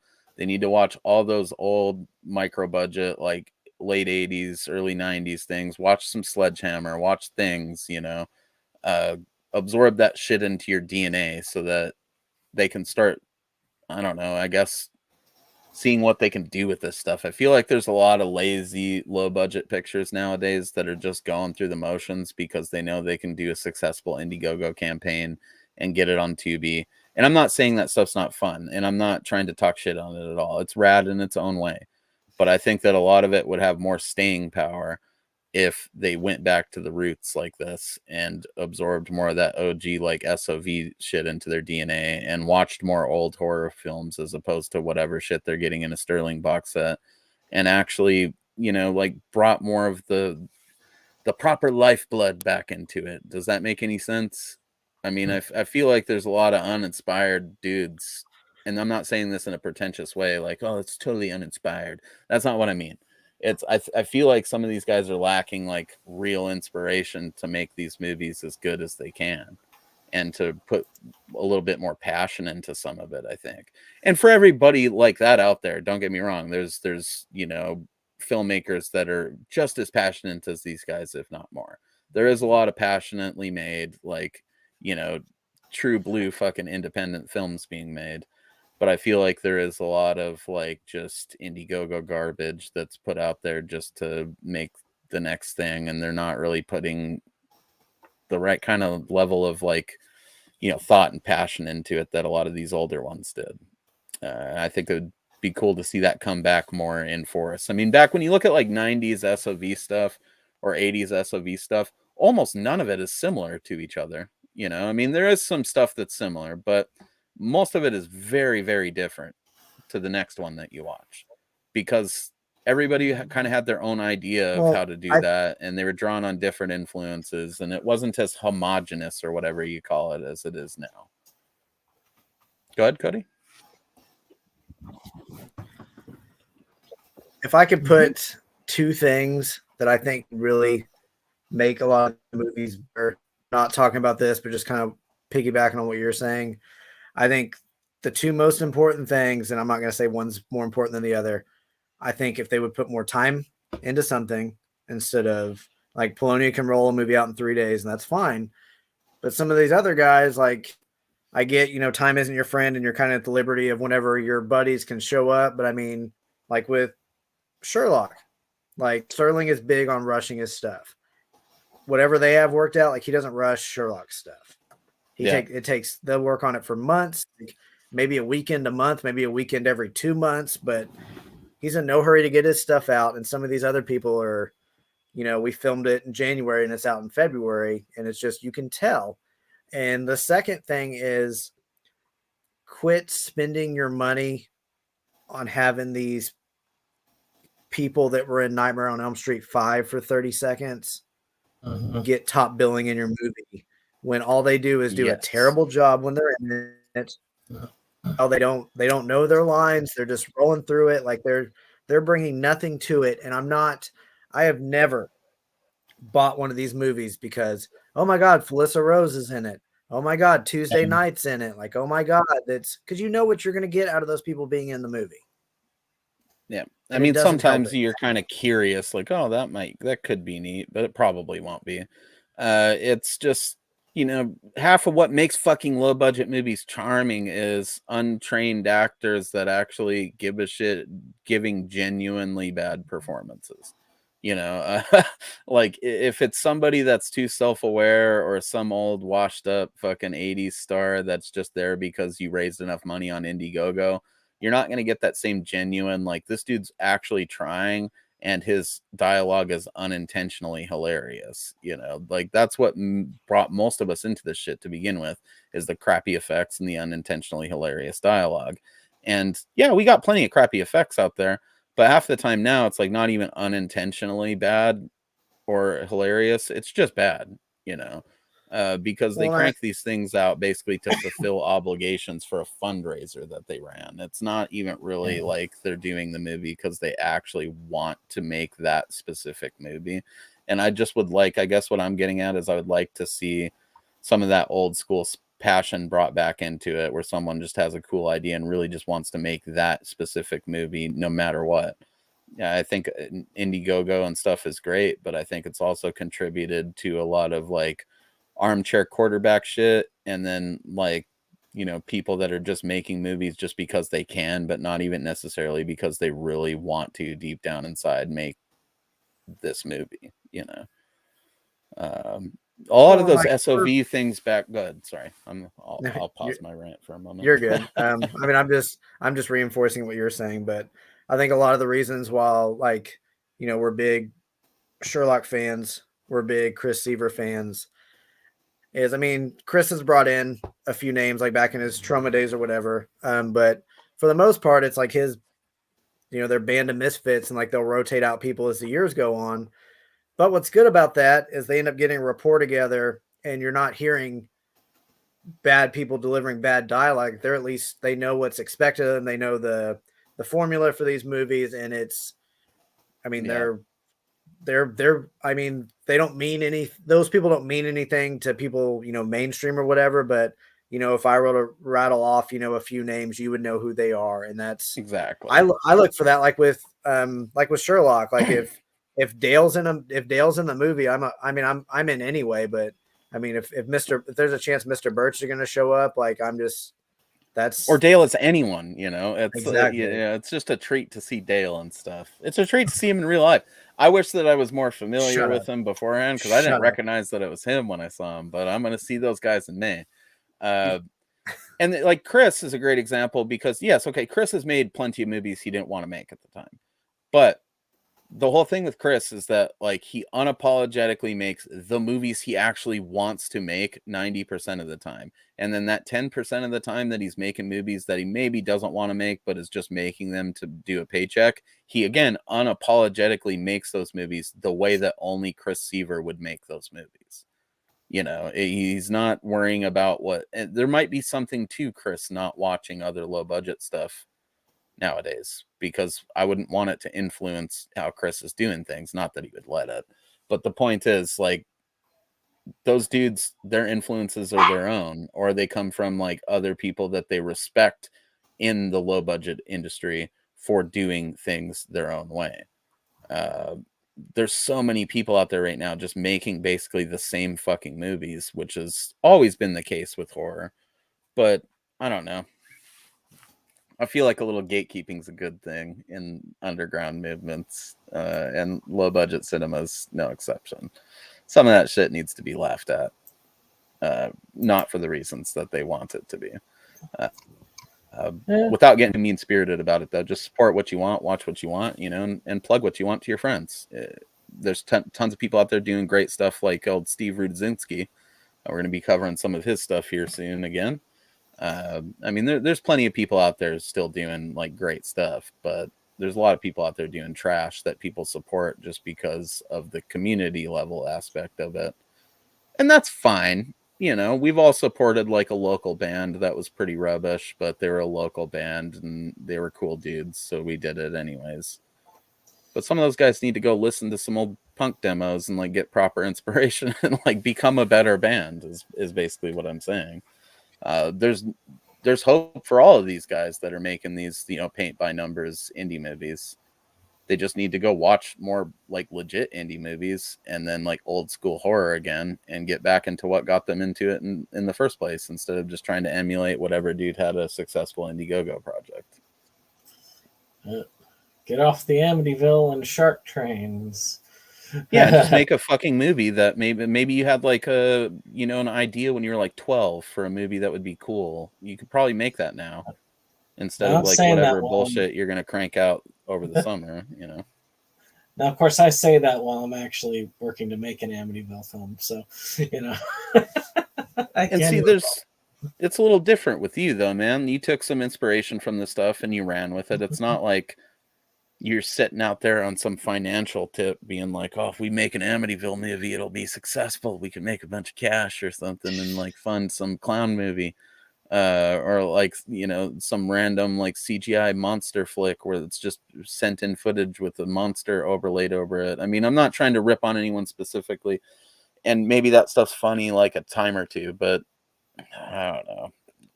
There's a lot of projects out there I get excited about when I see the title and then I see the thing and then I click on it and it's just like some like generic Indiegogo fucking indie flick where it's like clever title, clever idea, no execution behind it. It's just being done to raise funds and like, get IMDb credits and then they're on to the next thing, and I suppose there's a place for that. It's cool to let everyone feel like they're a part of it. I'm not trying to preach on any of that stuff. I'm just saying it would be cool to see more people go back to the roots here. I think there's a lot of people out there that have potential as filmmakers that are making paint by the numbers shit because it's what they know will succeed and fund the next project, when maybe they could take some of those funds and do something that takes some chances here or there, make a passion project every now and again. I don't think that would hurt any of them. I think they could continue to crank out the other schlock that they're doing on the side. Discussion. It would have, and I'd be lying if I said I wasn't filling this out a little bit to see if we got a couple of more comments of people that were late to the game. I think the early morning hours of this show kind of, hurt the giveaway a little bit. And I'm tempted to just give it to Michael, but I think we might need to make a secondary post, tag some regular offenders, some people that are. I would say if anyone. What's that? Oh, he should. I mean, the short note one. That's not what I. If anyone, even if anyone that did it, if there's anyone that deserves it, it'd be him anyway. Oh, I'd say. I mean, just christening almost every one of these. I can't really. Yeah, you know what? Yeah. You guys make a good point. You make a real good point. Yeah. You won, Michael. Congratulations. You won yourself the Bone Jacket Teenage Dirty Dozen. It's a solid box set, I promise. It's chock full of all types of extras. When we do. Me and Cody have watched them many times. I'm tempted to send you my signed copy. Probably won't happen. But, you can always get it signed by Chris. Chances are, given the ratio that I tend to meet people that live everywhere else other than the Northwest, you live in an area where you can have a real opportunity to see Chris at a convention. I don't, so I got to make quite the flight to make that happen. You could get your copy signed in person, is what I'm saying. So congratulations, man. You know, these guys are 100% right. You deserve it for all the loyalty and the popping into every stream. I wish more people had submitted comments. It would have been interesting just for the sake of like seeing who won, because we do have a lot of regular viewers. But I think Michael has to take the MVP award right here. Yeah, I would say just when we do the 100, this one wasn't planned. That 100 so when we do the 100, is going to be epic. We'll plan that one out in advance. He'll have competition for that one. He'll have a lot more competition. That's right. If this was a Monday show, he might have had competition, but I don't know. We only ever tend to get a couple of commenters on these anyways, because they are pretty early in the day and on a Saturday. So anyone who's like off work is probably doing shit, you know.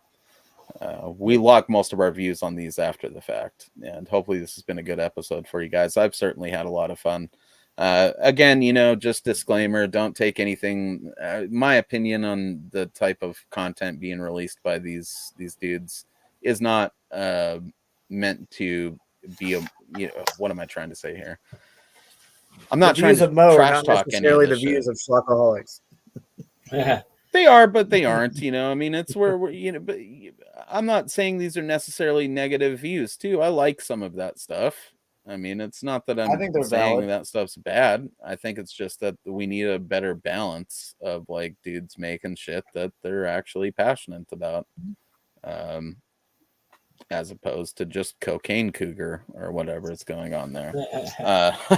So, you know, just something to think of. Maybe I think it's high time a lot of these dudes took a moment. Maybe they need to pay, you know, a working vacation where they set aside like a watch list of old SOB titles and just go like sit on the beach and drink some martinis and watch those old SOB movies and spray brute cologne into their fucking mullet and just, you know, get a little bit more passionate about it again. So they're encouraging people to do a little bit more passionate stuff, or doing it themselves. I mean, you know, there's a lot of great stuff out there. There's a lot of great old horror that we all love that isn't low budget stuff that I think a lot of us forget about sometimes.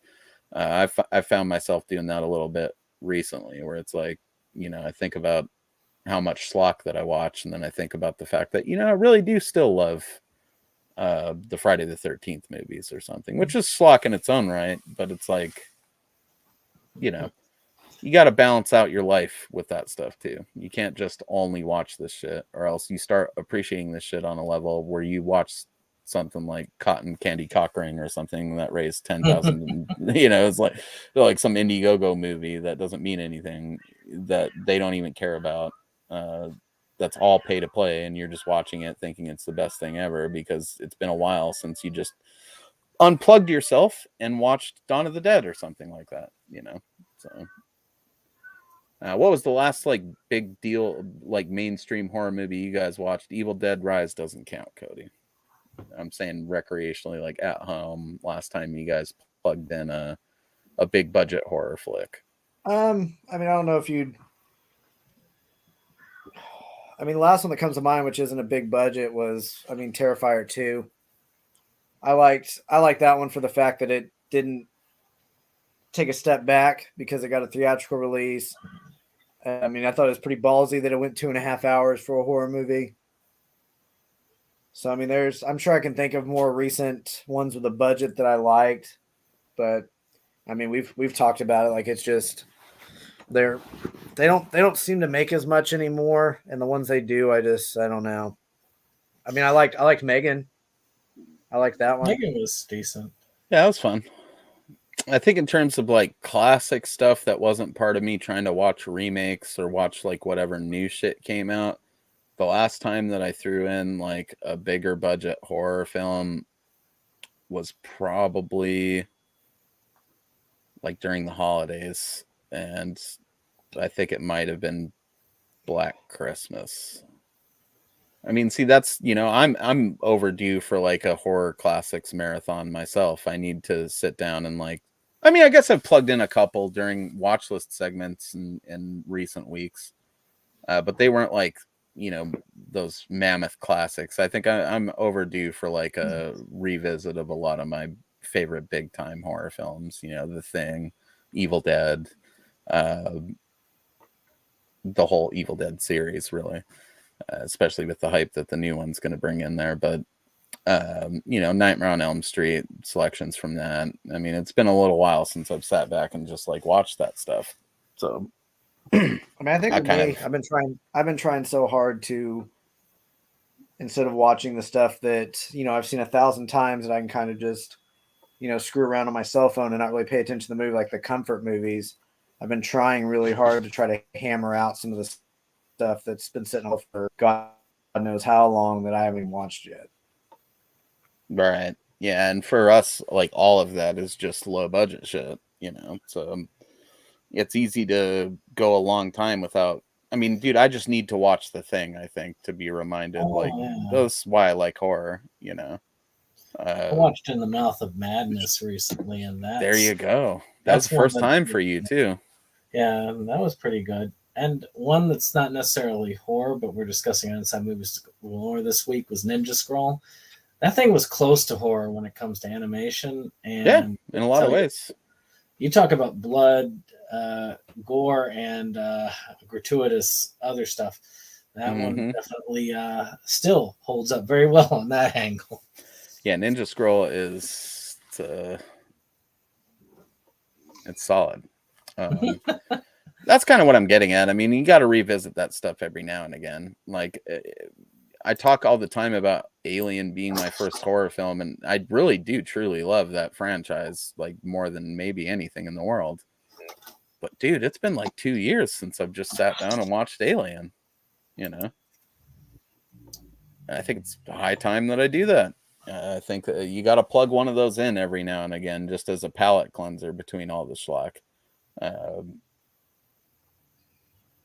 Because I've also found another thing. Well, we'll get into that on a Monday, but I think another thing I've found with me with the schlock is it's making me less critical of some horror that I should be more critical of.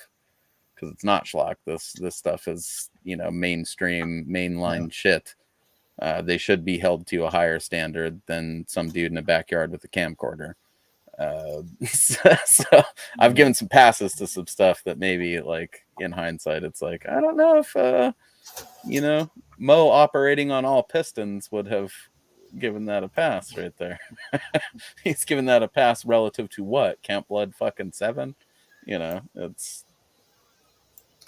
Yeah, I don't tell you the truth. That kind of hits there. If I am more critical of something, it's usually because I look at something like something that's like really experienced, and I'm like, okay, you can do better than that. Or if they're a high budget, I'm much more critical. It's like, you could really, like, for instance, maybe a film that managed to score over 100,000, and normally the goal was like 10,000. If you can't get, say, the sound or acting or costume right, then I'm going to be a lot more critical of you than, say, Splatter Farm. Good example. As you should be. And that's, I think, the most troubling thing for me with the current indie community is there's people that think it's the same shit. They don't. Their hearts are in the right place, but they're not responsibly holding these people to the promises that they make, or expecting a product that reflects the amount of money that's been given on it. There's certain projects that are coming out right now that friends of ours are endorsing heavily, or people that I've plugged a lot on this channel are endorsing heavily. So I'm not going to name them by name. But if a movie's taken in 50 grand and the end result ends up looking like 5 grand, there needs to be questions asked. There needs to be accountability. There needs to be, you got to be honest in your feedback on the stuff too. If anybody expects better indie movies, they need to be better critics. Well, yeah, because if not, I mean, you've seen what'll happen. They'll do another campaign and make the same, if not more money. So I mean, if you're letting them get away with it, it's just going to get worse. Not only will they do that, they'll basically make the same movie. Yes. So if you want any of that to change, and you want to be proud of the stuff that you're getting IMDb credits for, you need to be a better critic, you know. And being a critic doesn't necessarily mean that you're mean. It doesn't necessarily mean that you're toxic. It doesn't mean that you're negative. You have to provide honest feedback. If you look at all of our reviews, we've always been honest about this stuff. We highlight the shit that's good. We highlight some areas where it's not. You know, we give an even keeled like review of the film so that you see that we're not just looking at it like it's perfect just because it happens to be a scrappy low budget project. I mean, kudos for making something that exists and I'm watching it. It doesn't mean that what I'm watching is good. It doesn't mean that what I'm watching is the best that you could have done with what you had. I mean, it's, you know, you gotta be honest in the feedback so that you can get honest products. And that's basically what's going on at the end of the day. I think a lot of the dishonest products that we're getting in the indie community are a result of dishonest feedback. I mean, I personally know multiple people who have a standard rating that they give movies on IMDb. They'll just throw out like the full star rating every time just because it's an indie movie. And I get that they're trying to counteract the people that are going to give it low star ratings. But the point is, there's a baseline integrity that you have to have behind doing stuff like that. I mean, if you're just willing to give them the full star rating on IMDb, you're probably not willing to give them a 4-star rating in real life. You know, you need Right. to be willing to do that, you know, and say that this movie wasn't good.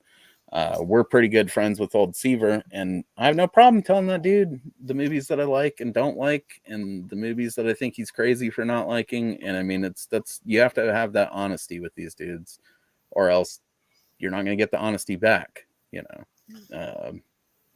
I think that's a big problem in the indie thing, as we've talked about in previous shows, is dishonesty. Just really when it comes to the money that's being taken in, the product that we're being given, and how much they actually give a shit about that stuff, you know.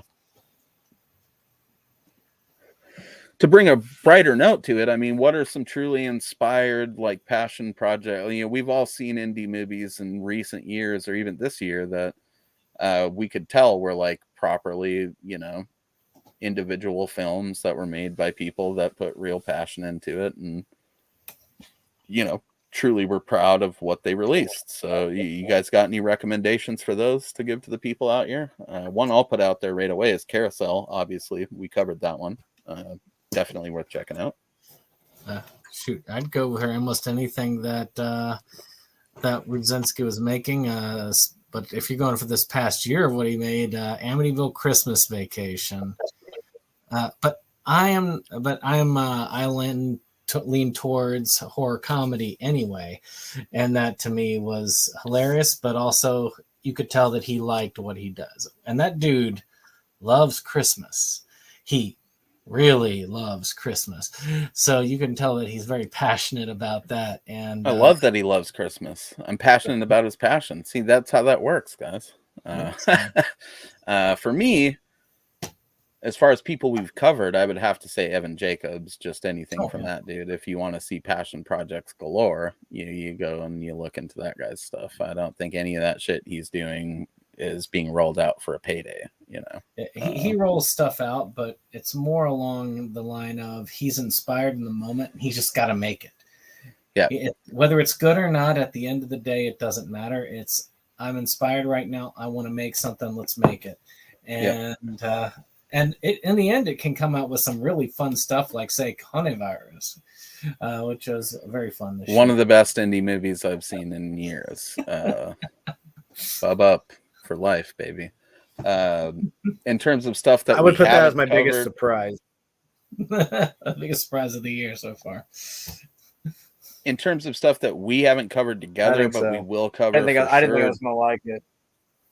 I mean, I got to give huge shout outs to stuff like, and you could argue that this is upper tier, low budget shit, or even tiptoeing into mid budget movies. I don't know. It depends on what scale you're looking at it on. But Dude Bro Party Massacre 3 is a great example of like some mind blowing schlock that I saw in the last several years. Then, of course, you got Velocipaster. Stuff like Thanksgiving. I mean, that shit is all very much done in the right spirit with the right level of passion to where it doesn't just feel like some cheap pay-to-play movie. There's a lot of that coming out on that level. And then, some of the John Ward stuff that I've seen, that guy definitely deserves an upvote. He's a dude we've covered on the channel before and we'll cover more of in the future. Yeah, I think when we cover Jim Roberts, you'll find he's pretty good about what he puts out. Doesn't always put out a ton of stuff, but I really did like the stuff from Blindside Productions.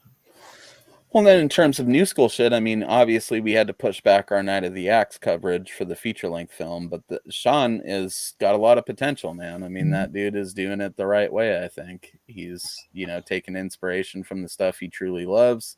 He's putting real effort into the projects. It's not just some crowdfunding gimmick.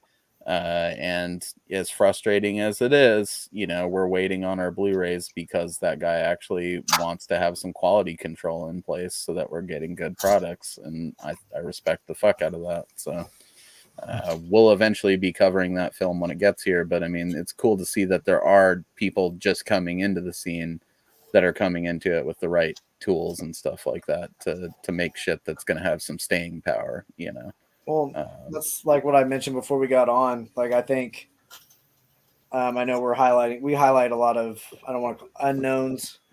Maybe probably isn't a nice word, but I think it would up be, and comers, unknowns. There's nothing wrong with that. I think they know who they are, I think it'd make for a good, fun Monday show, or maybe even a couple of them where we just kind of each pick a couple directors, filmmakers that we feel like doesn't get a lot of play and just kind of showcase them for a little bit. I think that's an amazing idea, and I'll be adding it to the list, the up and comers special. We need to do that. Good job, Cuddy. So yeah, I mean, and that kind of ties into this being a film from when the Polonias were up and comers, and they're fucking legends of the sport now. So take notes, kids. Go back, watch those old school SOV movies. Enjoy this shit. Congratulations to Michael McNally for being the most legit viewer in our, pantheon of viewers. You won yourself a pretty sexy box set. I'm not sure how we're going to contact you. I don't know if Brandon knows you on Facebook or anything like that. We'll figure it out, bro, or we'll just let you know next time that you're on to contact us. But yeah, you won a lot of movies, man. You're going to have a good time watching through those. That is a cool set. It really is one of my favorites that I have, actually, still to this day, just for the sheer level of special features and like different audio and video options for the films. I think there's several that you can watch the original VHS cuts on. I mean, it's The Dirty Dozen was one that JR truly spared no expense on, and right now is probably the best time, would you agree, Cody, to get The Dirty Dozen, because there is stuff related. I'm not going to say any. There's some cool upcoming projects from Seaver and JR that you need to look out for. And honestly, this is the best way to start a Chris Seaver collection. If you don't have any of his movies yet, you got 13 of them right here, and there's some of his best shit. And then you can go, through Chris himself and collect through Chris or SRS and collect all of the rest of the stuff for the most part. I mean, my Seaver collection is pretty up to date. Good. Those retrospectives on there, fantastic. I've watched them a few times. Yeah, absolutely. I mean, there's something to be said about watching some of those like on his Facebook as they premiered, but for those of you guys that haven't seen them, watching them on your TV and like the crispy Blu-ray quality without worrying about your internet signal is pretty nice. They're great. They're absolutely immaculate, those releases right there. And then, like I said, through Chris himself and SRS, you can get 2/3 complete on his collection. Anything else that you can't get is because Chris hasn't released it again, or it just doesn't exist anymore, So yeah, congratulations, Michael. And anybody else out there that wants one of those, makeflix.com is currently selling them for $50, which is, a pretty cool coincidence given that this was our 50 subscriber giveaway. Go over there, buy a copy. I think they have like 10 of them left or something like that at the moment, but they reprint them every so often. So easy enough to get. So I suppose we've come to the plug segment of this here. I'm going to step away momentarily. Brandon, plug whatever you got going on. Cody, let them know about any sexiness you've got going on the side. And then we'll let them know what we got coming up in the near future. Well, For those few people who look at my channel, I did drop the opening that we did for our new show that we're going to be doing. I've almost finished editing the first episode, but I'm not going to be putting that out until much later because I want to film all the episodes first. Because that took like 2 weeks to put together. No, 3 weeks to put together. So I don't think it would be that easy if I'm throwing down pickups and stuff. So it's going to be a little while, but I think it's going to be worth it. And then working on the Amityville webcam movie. I'm gonna try and wrangle Dave and Mo and Kyle next week. We're gonna get those scenes done, and then I've got to work on getting some scenes with individuals with Jake done. We did do the intro scene, which was that introduces me and Jake to it, so it's going to be fun. I think everybody's going to really like it when it's done. People seem to find what scenes I have gotten done funny, so that's a good thing.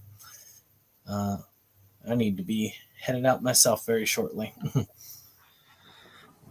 I'll keep mine short and sweet so we can get out of here. I've got recently came out Phil Herman's Doomsday Stories, which I'm in Joel Wynkoop's short 187 times. That also has been turned into a full-length movie that just came out that I filmed an additional scene for that's coming my way. So hopefully that scene is intact, much like the other one was not. Don't blink. Right? But what are you gonna do? I mean, it was still nice to be a part of a Joel movie. But I got those two things coming up, and then I'm going to be reprising a role that I did with my buddy Josh tomorrow for my son's Blaze's Amityville Bloodbath that I'm looking forward to doing. Nice. I don't really have anything coming up myself other than discussions with these fine folks. Me and Cody are going to be doing one for Night of the Clown, the remake from Dustin Ferguson here in the near future. No hard date on that yet. We'll bang that out when it's convenient. But we do have a couple other, discussions that are going to be coming. For some reason, my tabs are being real weird. Whipped cream. What are we doing with whipped cream, man? You get some of that? It's code. I think it is. But we do have some other discussions coming up. Obviously, our next episode is going to be for Jim Roberts' closing time.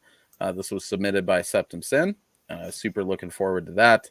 And then in place of our Night of the Axe discussion, as the Blu-ray has not reached us yet, we are going to be covering Return to Splatter Farm as a follow-up to tonight's episode. So we got that going on as well. Obviously, Cody mentioned Killable Productions and their upcoming release of Amityville Bloodbath. We also got Septum Sin over there with their upcoming release of a certain tabletop series that I think you guys will enjoy. I don't have anything going on at Retro Cult Home Video other than, cross streams of this stuff, but Let's Get Some Cinematic has been doing some cool stuff lately. Old Cody Roebling over there is, concerned about the longevity of his shit. I think it's a good podcast. You guys should go over there, check it out, sub him up, let him know to keep on doing what he's doing. It Crept From the 80s, obviously, is Chris Seaver's channel. You want all sorts of nostalgic tidbits and things like that, you can get that over there. And then obviously the dudes at Hamityville Horror are doing a huge service for the indie community, just giving them a place to platform their advertising and get them in front of people, like-minded individuals that will dig that stuff. So go on over there, check out Don and Clint at the Hamityville Horror Podcast. I don't know, man. I think this is going good. We're at 50 subs now. I think that the climb to 100 is going to go a little bit quicker than this one did, just because the way things have been going. I think there's something to be said about organically growing something like this and not letting it be one of those things that you just spam and bother people with all the time. People actually want to come on our show because it's like a fun, cool, interesting new thing that they're, isn't in their face all the time. I think we've found our rhythm, and if we keep at this, we're going to grow this into something pretty special.